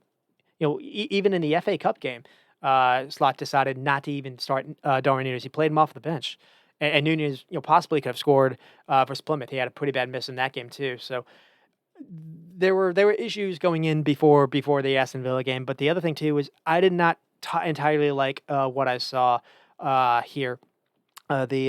The way that it's been really easy for teams to bypass uh, the Liverpool out of possession. The way that again Robertson to me isn't the best for one thing, defensively, people can go at him, basically run at him. He's going to beat 1v1, so he needs help there. It doesn't help that you're asking Alexis McAllister to play on Robertson's side. I think that's hurting in a lot of these games too. Robertson doesn't really have a lot of help. And finally, he had Endo towards the end of the game, and Endo basically saved him. So I think Alexis McAllister's starting to get leggy now. Um, the weird thing is I would like Alexis McAllister to play further upfield. If you could find it in those kind of moments, not necessarily the way that he was played in this game, but at least you have maybe play Alexis as the 10 instead, and you have maybe a Jones or an Endo or a Gravenberg. You find a way to rotate a little bit of the pivot point. Um, Sloboshai, has moments where he's able to create. He's able to do a lot of good things out of possession. He had a shot that nearly could have gone in. He had a couple moments when he played some pretty nice balls for Salah. But that said, he's still not offering the goals that you would like. In this game, it was very interesting to see him try it on the left, and the way that the first half, or the way that the Aston Villa lineup was announced, people thought he was going to play on the left. People were actually excited when they saw the lineup, and it wasn't that at all. So that'll be what I get to when I get to Aston Villa. Uh, the three are a little bit gassed. Nunez off the bench, you kind of spoken about that too. Liverpool went into this game without Cody Gakpo. That maybe possibly showed up, and it showed up definitely versus Aston Villa. So uh, the crazy thing is you look at, if they do manage to go on and win a title, it's going to be a carry job by Mo Salah and nothing else. The way that the attack is so lifeless, Cody Gakpo has helped out, but no one else is. There are so many ways to improve this lineup. You just look at Cunha, you look at someone like a Semenya that's at Bournemouth, or even a striker like Isak or Etikite of Frankfurt. There are there's probably going to be some people leaving in the summer, and that's not including the potential of the contracts not being sorted out, which is a big problem too. So whether the contracts are sorted out or not, there's probably going to be an overhaul. I don't even know if it'll be a good overhaul or not. I mean, but it just feels like the pressure to me is now on Liverpool, and they put it on themselves by not doing any business in January, and by not getting the contract sorted. So this could be the last season you have of Mo Salah, Virgil Van Dijk, and Trent Alexander-Arnold. And whatever happens, no matter the money that you spend, you're not going to be able to replace anything near what they offer. So you're going to be a worse team next year, or basically in the future. Um, so the pressure to win is now basically Salah's having a magical year, an all-timer kind of year where he's leading the league in goals and creation and assist. He's the only one that's being able to. He's the only attack. He's the lone attack man, and the way that Liverpool have decided to not do anything over either the summer window or this window is maddening. And if they do miss out just a little bit to an Arsenal team that, no disrespect, to an Arsenal team that, with the injuries that they have, should not be able to get the points needed to win a title. And the only way that happens is if Liverpool throw away games like what they did with Aston Villa or Everton or Newcastle or Man United. Too many draws lately. Too many games where they've been outplayed in second halves. When that it used to be the opposite. Used to be said that Liverpool were better in the second half than not. And that has not been the case lately. So, I mean, you just look at, and now they have Man City. And who knows what Man City team is going to turn up or not. They look good versus Newcastle. That it was the team with Holland. There was a team with Newcastle were a little bit off that day. Uh, but the way that someone like Wolves are able to just bypass Liverpool's kind of pressing structure, Man City, if nothing else, good at doing that. Uh, this is worrying, and Man City, to their credit, they have owners that spend. They're allowed. They're showing that you can spend and improve your squad in in January. What a concept!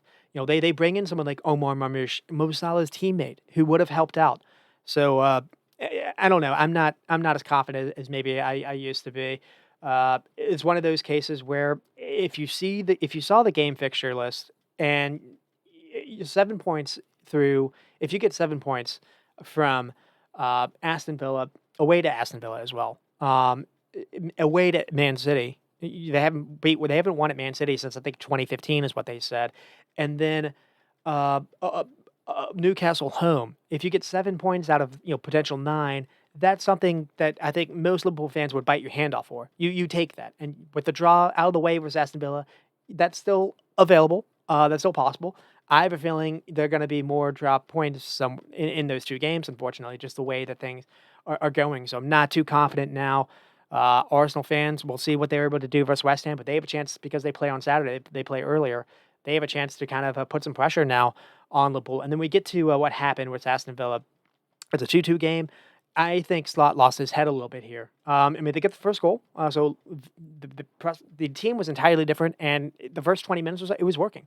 Villa mistakes at the back allowed Liverpool to force the turnover. The Jota gets the ball in the box, has a chance to go for net himself, but opts to pass to Salah. Salah is able to get in the open net. Salah being able to convert with the open net, that becomes a bit of a theme later on. Salah being able to be in the box and not being on the touchline, that was positive because Trent was playing out wide. To Marcus Rashford. So the beginning of the first 20 minutes was quite good. Uh, but then I think Aston Villa get a free kick, and it's one of those where Liverpool don't defend it properly, and it's one of those where I think Dominic Szoboszlai gets the last header. Probably could head it out of bounds, but Villa were a threat on the set pieces, and Szoboszlai basically just heads it back to Yuri Tielemans. Yuri Tielemans has a really nice volley, one-time hit, able to beat Allison. Liverpool make a meal out of it. But then the real problem was the second. And this is as the game is going on, Liverpool are not being able to turn Villa over nearly as much. You're starting to see John McGinn actually being able to turn around someone trying to press them, being able to get by either Szoboszlai or Alexis or Gravenberch.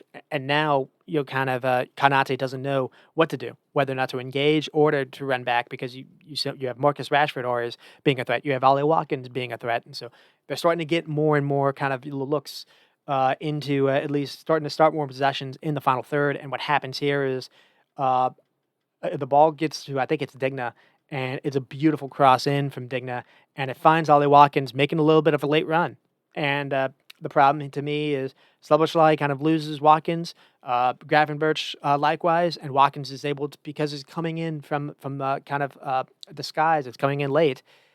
Virgil van Dijk is, his focus is on the ball, and just Watkins is able to beat him because he's coming in. He's arriving late. It's a clever run by Watkins, a really good pass by Digna, and Villa deserved that. Even before that, someone like a Rashford had a cross into the box that basically deflected off Van Dijk to go in. Uh, they were pretty good side after that first 20 minutes. Liverpool were doing something weird to start as well. You look at the lineup and you didn't really know who was playing on the left, and it turned out to be almost Andy Robertson. Andy Robertson is basically the winger, and he's getting up forward. He's getting upfield more, uh, and basically Jota and Curtis Jones were kind of switching off between who was going to play kind of that left central kind of half space, or who was going to play as either the double false nine essentially, and it was leading to some chances. Robertson did have some good delivery, and the only thing I was thinking about is Nunez maybe on some of these crosses because Nunez is good in the air would maybe be better than this.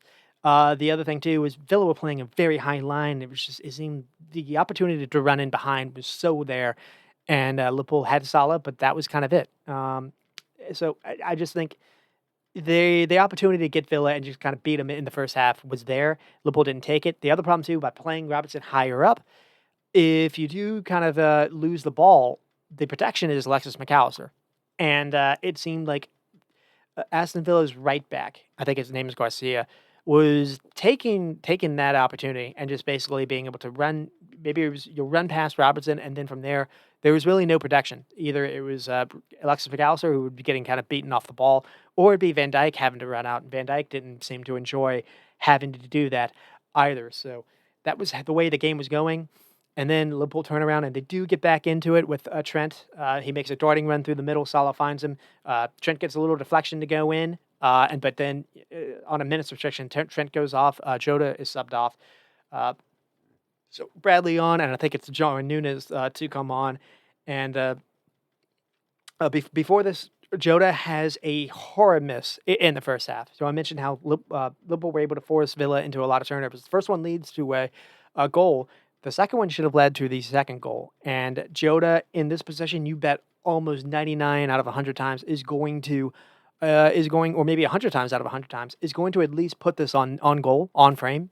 And what he does is he opens his body up and basically he slices it out of bounds when he's 5, 6 yards from goal. Uh, so he had a hard miss there, but for the most part, Jota is one of those where you do like when he's in the box. You do like when he gets a chance, he's going to take it. Even before he was taken off in the second half, he had a great hit that basically hit a lot of the crossbar.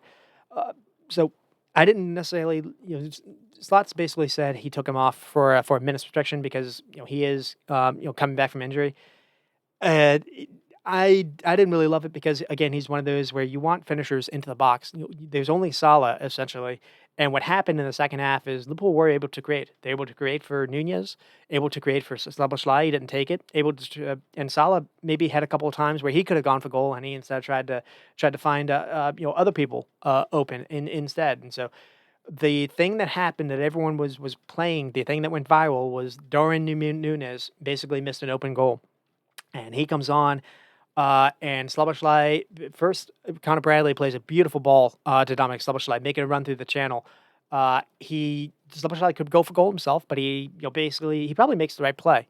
He passes it into the where the keeper can't run out to him, and Dorian Nunes is going to beat his defender, and it's an open net, and basically he gets whether or not he's reaching for it, whether or not he's going for too much power to try to make a kind of a cool kind of finish. He can do anything other than what he does, and basically he slices it out of bounds. I think it's high and it's wide, so that was not great. But really, the mess up to me happens later, where there's a ball over the top, and Villa are completely out of the picture here. Emi Martinez has to run out, and he does what Ederson wasn't able to do. He's able to run out and at least force Nunez into having to make a decision. Now, Nunez still can either go left, he can find a way to flick it over Martinez running out to him. Anything other than what he does, he could if he finds a way to even tap the ball to his left, Emi Martinez is going to take him out, and it's going to be a peak or probably a sending off. Nunez has Salah to the right side, so he can just knock it to the right of him. Where Emiliano Martinez is basically selling himself out to get to this ball. Now it is touch. It is quick. Uh, but Nunez, what he does is he tries to basically hit it in front of Emi Martinez. Maybe he just gets it wrong. I don't know, but basically, it clatters into Martinez, and he's able to make that save. There were a couple of times where Nunez had a header that probably he could have done better, and just he headed it high instead of getting it on goal. It wasn't good. And then the way the game ended, if anything, it was Aston Villa that had the better chances. Liverpool actually were the team that escaped. Jacob Ramsey scored, but it was offsides. Robertson was not able to do anything in late as the game went on. Jonathan Mallon had a shot that flashed wide. Morgan Rogers got the ball in the box after some clever play on a corner kick towards in the 90th minute. That possibly could have gone in if it's on target. That shot went high. So the way that this ended was not good. The way it started was weird. But I mean, the theme that I have here is the versus Newcastle versus Man United, Everton, and now here there's been a moment to cement kind of a 9 point gap, and they've not been able to do it every single time. And like with Wolves, they lacked energy. Now, one thing you can say is it wasn't like the Everton and Wolves game where at least Liverpool were able to somewhat have control of the game and able to at least be threatening. Before, I mean, that was they were struggling in basically at the halfway line. They weren't able to advance the ball. Here, they had no issues of doing that. Now Villa were playing a higher line than those others, but I do think the way that they were playing Andy Robertson higher up wasn't the worst idea. Now, if you had a way to have someone other than Alexis McAllister, I think that could work. If you had Curtis Jones basically there instead of Alexis McAllister, I think that would actually work quite well. You have Robertson playing higher up, and he's going to offer you some crosses, some width. And you have Curtis Jones being able to play behind. Curtis Jones will be able to hand up, basically becoming your left winger or your left back in defense. I think that would work out way more than what we saw with Alexis McAllister. Also, I like the idea of playing Robertson higher up because now Van Dijk isn't necessarily he doesn't just have someone just standing but to his side when they're trying to pass. So for the most part, that was okay. Uh, the pressing structure was in the first 25 minutes was getting them to turn the ball over in their penalty area. Uh, but the way as the game went on, the not playing with a striker was a bit weird. Jota and Szoboszlai is like the double false nines essentially. So not really playing with anyone there. The idea was maybe to try to outnumber them and confuse them, and they were able to at least do that. Uh, and Salah kind of being again being able to play further out wide when Trent goes up, Salah can be able to tuck inside. But the more you kind of seeing this, the more Salah is getting the ball kind of further out, further away from goal, and he's looking to create, and he looks up and Jota isn't there, Szoboszlai isn't there. There's no one in the box for him to create with. At least Darwin Núñez would offer him an option there. So I don't understand Darwin Núñez not really getting any kind of starts now. Now, maybe you did see why, because he does that when he gets looks, but it is do Luis Diaz was rested the big for all these minutes. Slot gave an example for that. I understand that, but then he brought him on the second half where it was a game where you needed someone to be able to create something for themselves and be able to strike something on net. Chiesa is there, and Chiesa is the only person that you brought in over the summer. I don't understand why we're not seeing him more. So that continues to be frustrating. The no Endo sub this time, I think that was a wrong move by Slot as well. He continues to not play Harvey Elliott, in any of these games. You know, and the ownership's kind of getting lucky here. The mid Slot only plays 3 or 4 midfielders. He doesn't like playing. He doesn't like rotating at all. And you're starting to see their legs kind of go. You're starting to see the attack kind of go. Just one injury to Cody Gakpo, and the attack looks to be a problem. So they don't have a whole lot of cover at the back. One injury to Connor Bradley after you sub out Trent, and Kwanzaa has to finish the game. So um, this is kind of a problem. I think the frustrating thing to me is Salah is doing an like an all-timer kind of carry job, and you just don't know if it's going to be enough because he doesn't really have help. I was wondering, could you play Salah through the middle as your nine? He's the only one that scores goals for you, so when you get chances like that, you want him to be able to take them. Maybe you rotate the wings, but he's probably not going to do that now that it's too late to kind of do a different kind of a position change.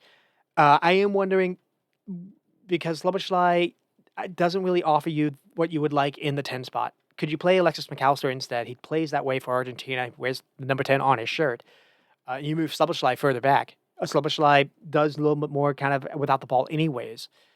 Maybe that could be a way to actually make you more secure. You play Ryan Gravenberch on the left, Szoboszlai on the right. Szoboszlai is pretty good at kind of doing the defensive work too. That way you can maybe move Trent Alexander-Arnold kind of higher up where it doesn't hurt you. That could maybe be a tweak he thinks about. Harvey Elliott or Chiesa getting some minutes. I would like to at least you don't have to start him, but at least see minutes. The other thing too is with Darwin Núñez is the only 9 you have now. I do like the idea. It wasn't necessarily Diaz as the 9. We didn't see that with Wolves either. Uh, but Jota on minutes restriction, and Jota always gets hurt every now and then too. I think it was just a big mistake to loan out Jaden Dance, and that I said that when it happened, and the more we're seeing it, I think it's a mistake now because it, if you're not going to play Darwin Núñez because you don't trust him in those kind of moments, you can't loan out your other number 9. Or if the other thing too is sell Darwin Núñez in the January window and buy. You should have bought Kvaratskhelia when you were linked to him. You could have bought Omar Mamouche, and it's not like that would have clashed with Salah because he plays on the left or he can play through the middle. You know, there were moments to add to boost the attack when you knew that was an issue in the January window. You didn't do any business in the summer either. There was all this talk about who are you going to play as the number 6. Gravenberch has done an unbelievable job, where you've almost kind of forgot about that, but now you're starting to see that kind of materialize. Now there hasn't been any. Slot doesn't like Endo there, and you haven't been able to rotate Gravenberch, and he is just going to be run down to where his legs are nothing, and it's going to hurt. I'm going to hold on for a second and pause. So yeah, there were things that Liverpool could have done either in the summer or in January. I mentioned Valdez. I mentioned Marmoush. I think someone like Kalimurani moved. So, Marmoush, being Salah's teammate, you still feel like that would have worked. So, uh, you didn't do anything with the left back. So it feels like they're going to be squad reinforcements for other positions on top of the contract issues. And so, not properly reinvesting in the squad over the years is starting to catch up. No one is asking for Mbappe every window, but when you're a midfielder short, buy a midfielder. It doesn't have to be Jude Bellingham or $100 million for Casado. Likewise, center back wise, you don't have any kind of depth now. One injury to Van Dijk, and there goes your season. Um, someone like a someone like a Housen is maybe available now with a release clause. I think I've seen on Bournemouth. Uh, but this is someone like Paco was on Frankfurt that went to PSG. So there were ways to prevent I guess like kind of issue from rising up. But anyways, that said, it's still in their hands. It's not like all of a sudden Arsenal gonna run away with it. They're not facing the 90 plus points monster that was Man City, but it is a little bit concerning, and we'll see. I didn't really like the kind of the tweaks that we've been seeing from Slot. I haven't really loved the sub decisions either. I could be hating, but I don't like the idea that one he's either starting Luis Diaz or Jota as a striker. One Jota, his best position probably is kind of the second striker role, as they call it. Someone that looks to try to get the ball maybe outside the box, that maybe makes a run. It maybe is a finisher when he gets inside the box, but he's not someone to hold the ball up. He works better with someone that's ahead of him, essentially. And the one player that really does Darwin isn't the worst at holding up. Darwin News makes runs into channels. Darwin News is a good presser. I don't understand why he hasn't been starting games, and I don't like that. This is the he has the moment where everyone's going to remember. Everyone's going to point to, oh, that's why you don't play him. I don't love him coming off the bench cold, and I think his attitude maybe is different because he's upset about that. There was talks that he was going to be sold in January. Maybe that kind of got to him as well. I also don't really love Darwin Núñez and Luis Diaz playing together. That's kind of another thing too. So we'll see if Cody Gakpo is able to go versus Man City. Cody Gakpo basically destroyed Man City by himself back in November or December. You get him back, maybe this can be okay. It's not the best Man City side coming in, but they just got embarrassed, so they're going to want to change there. And as far as Wolves, Wolves have a top player in the league, or a topish player in the league on their team that can get a goal for them out of nothing. And they're not the worst defensively either, though they aren't great at defending set pieces. They showed a graph that was really terrible. Though Liverpool weren't able to threaten on the set pieces. That's been another problem for Liverpool as we've gone throughout the season. The one thing that was they did in this game is they kept five players high upfield, and so they were able to press and frustrate Liverpool into some mistakes, and they made it into a game where they allowed Liverpool to kind of play long balls into channels, and that would kind of open up the game a little bit. But Liverpool, as that happened, Liverpool's legs just went shot, and it was a good tweak by the manager. The manager brought on a couple players as well. Munetsi, as mentioned, I don't really think he's a striker. He's supposed to be kind of a defensive minded or central midfielder, but he found himself forward a little bit. Could have done better maybe on the chance that Allison was able to save, but for the most part, he was everywhere. He had a good game. Bellegarde played well. Mateus Cunha played well as they went into the second half. The only negative for them is they lost Egbangdu. Also, Ait Nouri, for the most part, played pretty well on Salah, as well as you maybe could play. Semedo wasn't necessarily that great for them. Still missing Larson as well, but it feels like Wolves are probably going to do enough to stay up. And then we'll get to Man United and Spurs and see how we're doing for time. There's not much to really talk about the actual game. It is 1-0. Could have been a lot more. I don't really understand how it ended 1-0. But it is a good example, good exhibition was what I have for where both clubs are in the table. I mean, Spurs should have done a lot more than they did, but they were also vulnerable a little bit as well. Man United had outshot them outshot Tottenham in the first half, and for the most part, even though Spurs went bananas in the second half, I thought Man United had the better chances. And so we like I said, it ends 1-0 with Madison. Man United in a back five, and they still allow someone to be wide open in the box. Basically, uh, it's not Dallo. It's Mazurai and is it Dallo?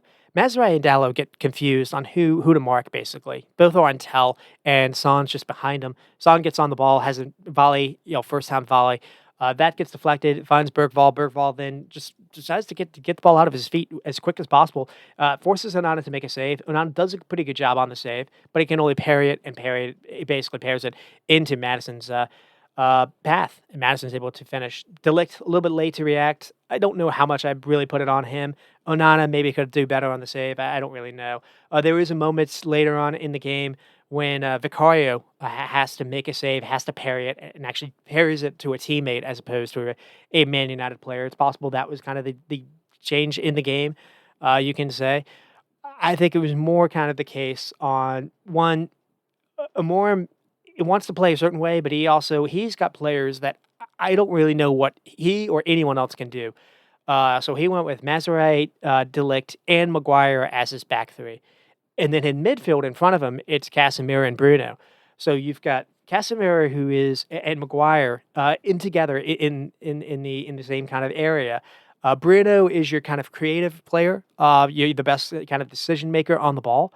You don't really want him to be kind of your defensive midfielder, your kind of cover in front of your back line, a slow back line as it is. Uh, and then in front of them, you played Joshua Zirkzee, who was standing around as a statue for most of the game as well. The one kind of it's positive and negative. There were some good things that Zirkzee did, and some really, really not good things. Especially just out of possession, he really wasn't offering you any kind of help. Him with Rasmus together, at least Rasmus makes some runs for him. That was okay. And Xerxes, Rasmus, and Garnacho were kind of the front three. Were able to create some danger moments. And a better day for Garnacho, more with his shooting boots, probably does score one or two of these. There was one where Garnacho, at a minimum, has to get this on goal. That happened in the first half. A couple others, Vicario had some pretty good saves, but this wasn't good. Man United had news even before this that Amad Diallo is now out for the season. They're joining Ugarte, joining Mano, joining Lisandro Martinez, and their bone is bare as far as what he can roll out with, and you saw that in the bench. There were just a number of kids on the bench. Basically, it was Lindelof and a bunch of kids, and Ruben Amorim didn't want to bring them on.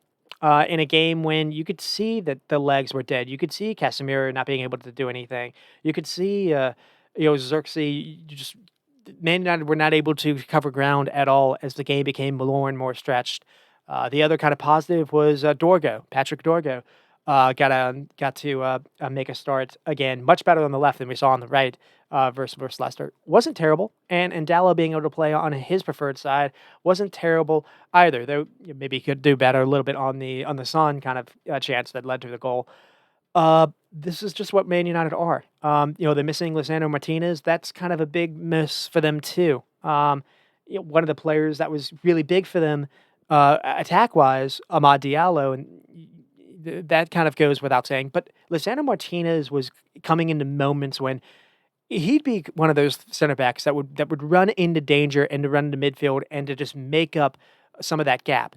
Uh, he'd be able to recognize when to make a foul, when to be aggressive, when to run up. You'd be able to reckon he'd be really good on the ball. He'd be the one that would send the ball forward for some of those runs in behind. He's got really good delivery on him, and just you saw that he had a big goal versus Liverpool. He had a big ball over the top that helped them beat Man City. You're without him as well, and Delict can't do that. Delict can't defend out wide. Delict can maybe defend in the box. And you're playing him with Maguire. It is you want to understand why Man United are where they are in the table. There's going to be a lot of looks at Amorim, blaming him. He's playing a system that probably doesn't suit the team. I've argued that as well. But you look at a couple of these. You look at a couple of these names. Maguire, Casemiro, Bruno, uh, Hoyland as well. Uh, you look at these names, and this is kind of the core of Man United last season, when from January all the way through to April last season was a relegation level team as far as points go. There was a moment from February to April or March, all the way through March, I guess. Man United went a game where they averaged 20 shots on their goal. And it wasn't even like the most kind of, it wasn't even the most, free flowing attacking sides. It would be anyone. It would be, a West Ham, a team that would average like 8 shots a game to get like 25. I think Brentford had like 30 in a game against them in February. It, it's the same kind of core that was doing that, and you've changed a little bit of you changed managers, you've changed systems. A couple people have been left out or moved out, but you've got a core there, and it's I don't know how much of it is on the manager and how much of it is on the recruitment of the players that they have, where, again, you get a team that cannot run, it's gonna be hard for anyone to really create magic anywhere, and so that is where they are for the moment. I don't really need to talk much about the game. For Spurs have to just love the idea that, uh one, they get a win, that had been kind of an issue for them. Danzo seems to somewhat be okay. They get, Vicario back. That wasn't, an I insignificant, return, for them. But I think he's been a pretty big miss. I don't think Kinsley has been nearly as good as, what people have been saying in the press from the kind of games that I've seen, him in. Vicario is a very good keeper, maybe underrated in some respects. So, um it was, sticking with this game, 22 shots and 7 on target. But it's weird, 2 big chances for Man United. The kind of play of the game, in some of these, in some respect, happens with Jet Spence coming in and actually having some pretty big blocks. So Man United had a lot of shots against them, but I thought for the most part they maybe had the better of the looks. The problem for Spurs is they don't have someone that can really be kind of a focal point until they get Solanke back. I don't think Tell doesn't look like he's going to be that player. Doesn't really seem like Son is either. And I think the only negative for Spurs is, yes, they were able to get a lot of looks, but not many looks really troubled Onana. To be honest, if Son was a different kind of Son than we've seen in past years, he probably gets a hat trick. The amount of space and the amount of time he was able to get on the ball and just run at a back line that was in retreat mode, and just Son looked like he was struggling a little bit just to run with the ball. It was kind of sad to see. So that's the only kind of negative. But the other thing to say is, I think there are reasons for positive, for optimism here. I think if ownership can be patient, they've benefited from this little period here. They've been able to get Bergvall and Archie Gray some pretty nice experience. So you can see that they can help you out in games. I actually think you can maybe see more from Archie Gray. I don't really love him playing it in center back. I want to see him actually play in midfield for them. You've discovered how good Jet Spence can be. So you get Van de Ven and Romero back. Danzo looks like he could be a good option for you off the bench, or actually even be a starter for you. They're still alive in Europe. I think they still have a title. They can possibly, if they get Solanke back. I think they said he's a month away from returning. There's something here, and you've been able to get being able to discover what you have as far as bench depth. I don't really know how well Tell works from the middle, but I think there was a moment when he does a really good job to get by Patrick Dorgo on the right, and he does a really good job to get a pretty decent cross off. So it looks like you could play him on the right. Really looks like you could play him on the left. If you gave him a bit of an overlapper. Yeah, I don't really know if Jet Spence loves running outside of him. But it just Tell looks like he could be a threat. Essentially, I don't really know if he's a threat in the middle. He could probably be better with getting some shots off. But the positions he was getting in were good. Just you would like a better end product, but at least the way he was getting in positions was good. You get Brennan Johnson back, that helps you. as well. Uh, you get Odegaard back. Wilson Odegaard gives him another wide option, wide attacker to maybe play with.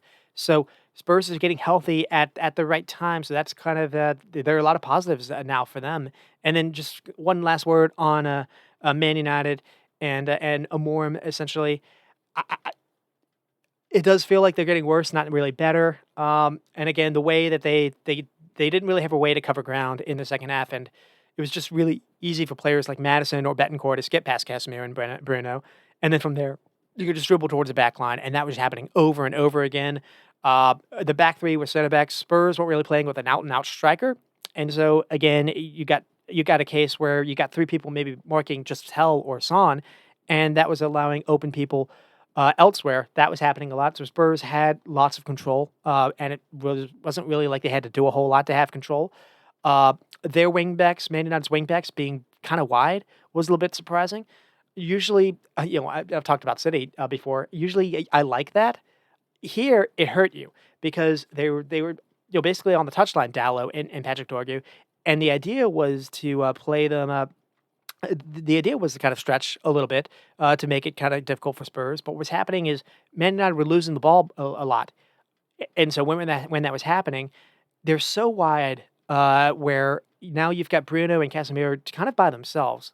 If you could have found a way to kind of play them just slightly, not necessarily narrow, but just slightly more inside, they could have helped out a little bit more. Also, they were really high up as opposed to being kind of in the middle. So the shape wasn't really good. The midfield was non-existent. Playing Casemiro doesn't really help you either. Casemiro was okay with the ball, but again, it was just too easy for people to run past him. So that's where you're missing someone like a Lisandro Martinez that could have helped out. Joshua Zirkzee could have done a lot better to help out defensively, and he wasn't doing anything either. That was compounding on the problem too. And the other thing, the attack, Bruno's probably your best attacker, and you're playing him deeper. The ideal scenario would be someone that you could give to the ball, receive the ball in this kind of area, turn on it, and then being able to find someone like a Bruno higher up. But the problem is they don't have that. So the recruitment isn't necessarily ideal either. I don't even think if Agarte and Mano are able to play, I don't really think they're able to help out, at least in that situation either. The only one is maybe Ericsson, and Ericsson's legs are done. So they need to when they do recruitment, they need to find a way to find that. Uh, because that maybe is something that Ruben Amorim had. Because what you're really doing is you're playing with two in midfield when you have the wingbacks the way you are. So to do that, you need to have one people that can cover a lot of ground. So they have to do a lot of recruitment here. But two, you have to find a good receiver on the ball and someone that's good at advancing with it. Then you can find a way to get Bruno the ball in the spaces that he wants, and then you need to have someone with legs to be Bruno to make those runs to open up those moments for him too. So there are a lots of ways where this is kind of combusting on them a little bit, and without a change in shape, I don't really know what you can really do to change it. Xerxes and Rasmus, some positives here is they worked well together. Xerxes was a mess again, out of possession, but when he was on the ball, he was quite clever with it, quite good at actually collecting it deeper, turning.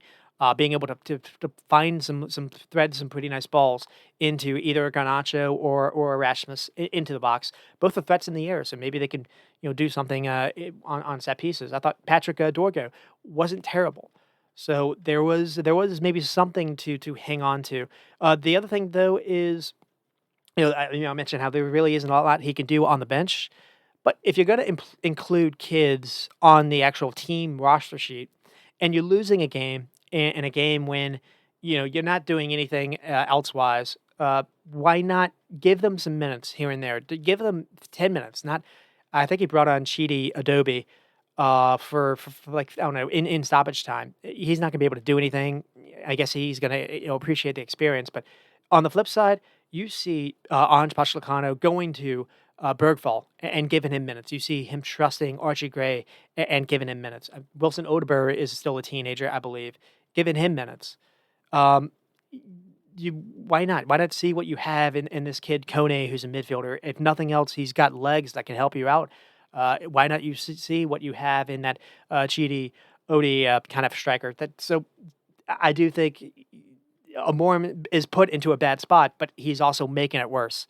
So And that is kind of the one thing to end with is when I look at now going forward as far as potential kind of coaching replacements.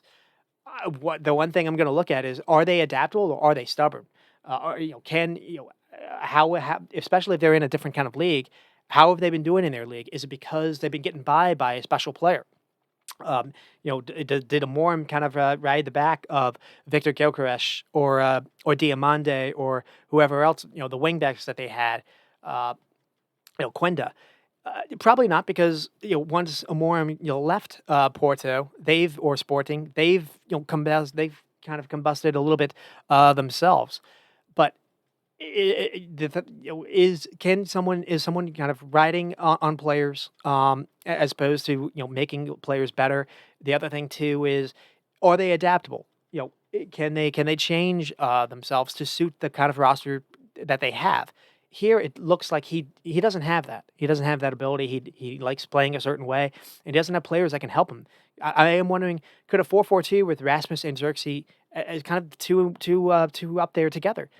Would that be able to help you? You maybe have 4 men in midfield, and you have the 2 up top, and you just play some hoofball, to attackers that can maybe get some stuff for you in the box. It wouldn't be pretty, but maybe, Xerxes could drop in the midfield to make up some numbers too. Rasmus is a willing runner. It feels like they could complement each other if you use them better than this. Uh, you could still get some width from the fullbacks. You get width from Garnacho.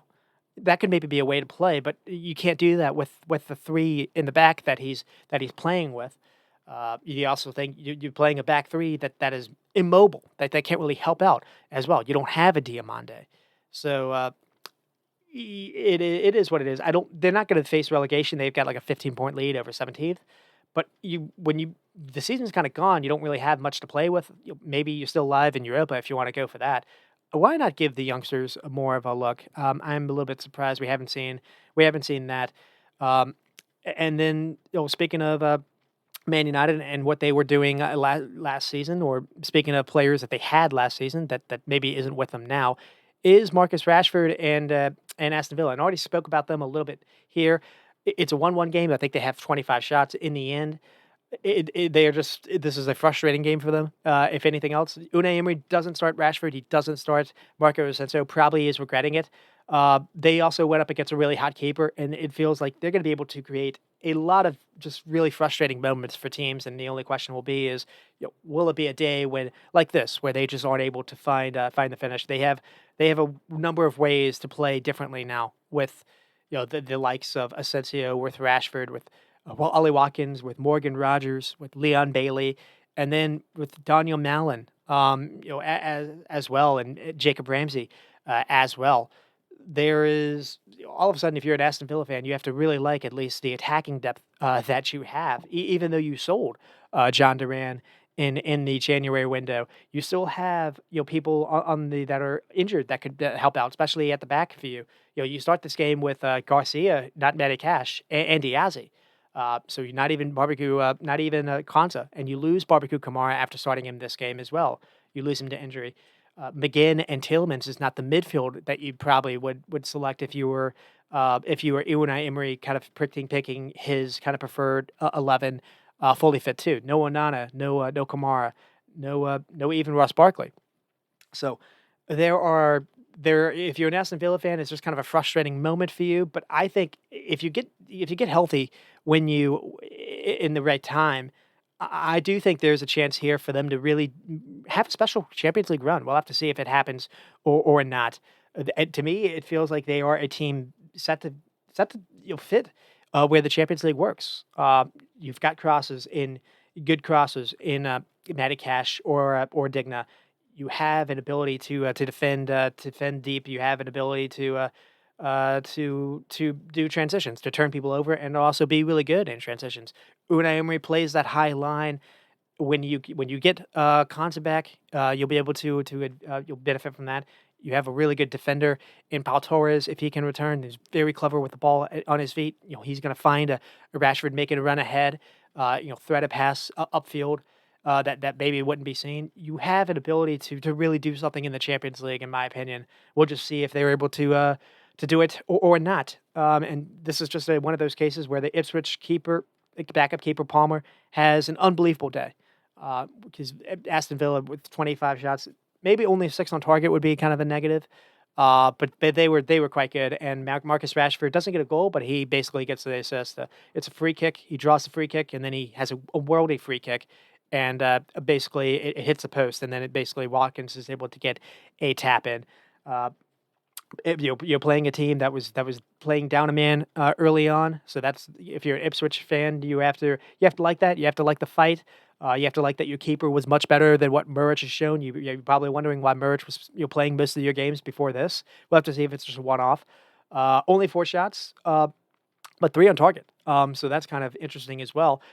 And just you have D-Lab, and it's just basically what happens is it's just a cross from Omari Hutchinson finds the lap into the box, and uh, you got someone that can take a chance for you out of nothing, and it is a half chance, if not really a full, and it is great work by Delap, and just hey, a point is a point, and right now they need anything they can get. So we'll see if they're able to stay up or not. They lose in CISO to maybe an injury. That could maybe be something to watch. I don't know how long that'll be. And then kind of moving on to there, we will get to Southampton and Bournemouth. It is 3-1. It was 2-1. It was 2-0 comfortably. And then Southampton did make some changes, and they had a 10-minute stretch where they get a goal back by Kamaluddin Sulemana, and it was a moment where Bournemouth were probably having to sweat it out a little bit, and then Marcus Tavernier came on after being subbed on. It's one of those where I forget who has the it might even be Semenyo. It comes from basically there's a clever flick by Alex Scott. Alex Scott actually has come in now. He finds Semenyo open up the field. There's a powerful run upfield. He's been really good at doing that through the middle. And then he plays it out wide to Marcus Tavernier. Then Marcus Tavernier from the right side runs towards the goal, and it just has an unbelievable smash with his left foot.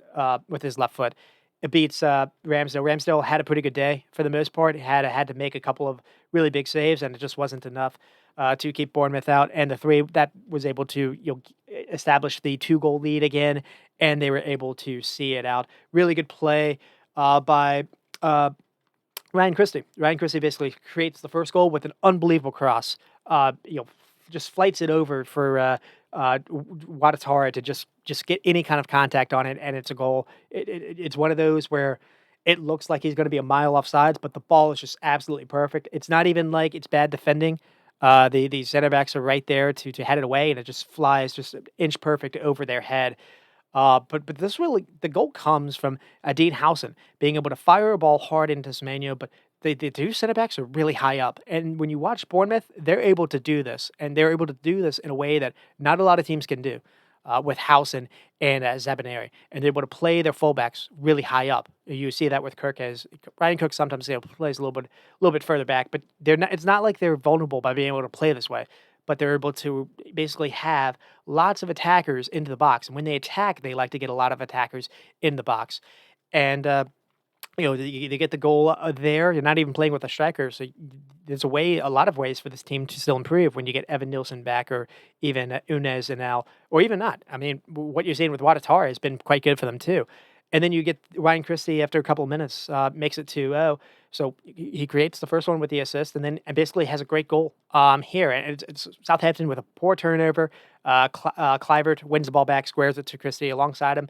Still a lot for Christie to do, and he's able to basically find the net from outside the box with a nice hit. And then Ramsdale had to work a lot to make this not ugly. Watatara played in the box by Semenyo. Another strong game from Semenyo. Small bone is near him, but basically falls over. And Semenyo is a strong ball carrier. Keeps the ball under pressure. Semenyo then basically tries to dribble through the entire back line. Some clever feet here. This probably could have been a goal, but Ramsdale was able to make a glove save on that. And then Ramsdale, even better save to keep Christie header out. And then Kamadine Simlana did score to make it interesting, to make it 2-1, but that was really all that we got. 10 shots in the second half for Southampton, so better. Bournemouth, maybe not as clean as they would have wanted to, and that's the reason why a couple subs were made. Alex Scott came on for Clivert. But Bournemouth, Oh, just basically a point off Man City. You would not have expected that to start the season. And just my friend is a Man United fan, and he basically says every week now Man United should have waited and poached Areola after the season. Then again, I don't really know how Areola ball would work with a team that doesn't run. And to speak with him, if maybe Bournemouth get in the Champions League, maybe they're able to keep him.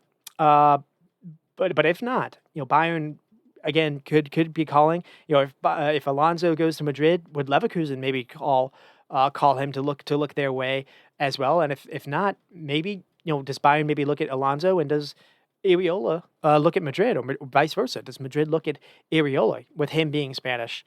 You look at I don't know how much Mbappe would necessarily work as far as the pressing goes, but the way that he's playing this his team now with Watatari kind of being his striker, it's not that much different. Um, and he's got a lot of teams are going to look at him, and a lot of teams are going to look at the players that they have. And I've already spoken about that. Even someone like a Ryan Christie is doing some good things. It doesn't always lead to goals and assists, but he did at this game. And also Semenyo is such a fun player for them as well. Just everyone is fun for them.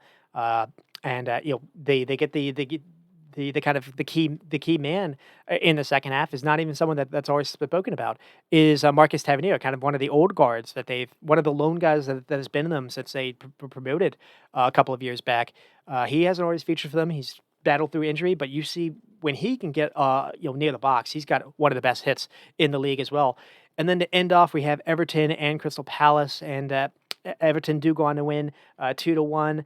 It's a very weird game because Lerma scores and Sarr smacked the crossbar. Mateta had an early effort as well after a pretty poor giveaway. It felt like Palace were all over them.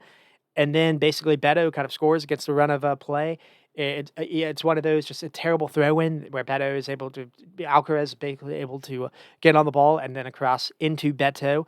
But Palace did make some changes. Warden came on. We haven't seen Adam Warden all season. And then Eze came on for Debonay.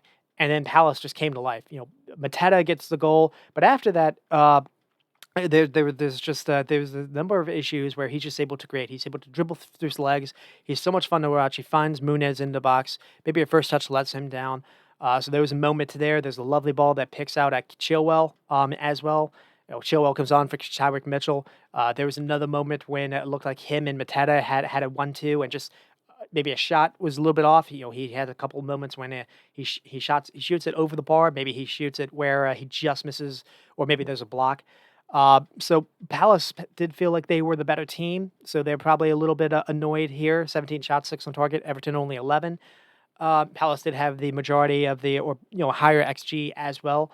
But the interesting thing here is, out of those 11, 8 shots for Everton came in the second half, and basically 12 shots came for Palace in the second half. So you see, it was a game of second halves for both teams. 4 big chances for Palace as well. So that's where we are there. Already spoke about Everton, and I think I've already spoken about Palace. And so that is where we are. That is how we will end this episode. And thank you for tuning in. And until then, you stay squatting and stop recording.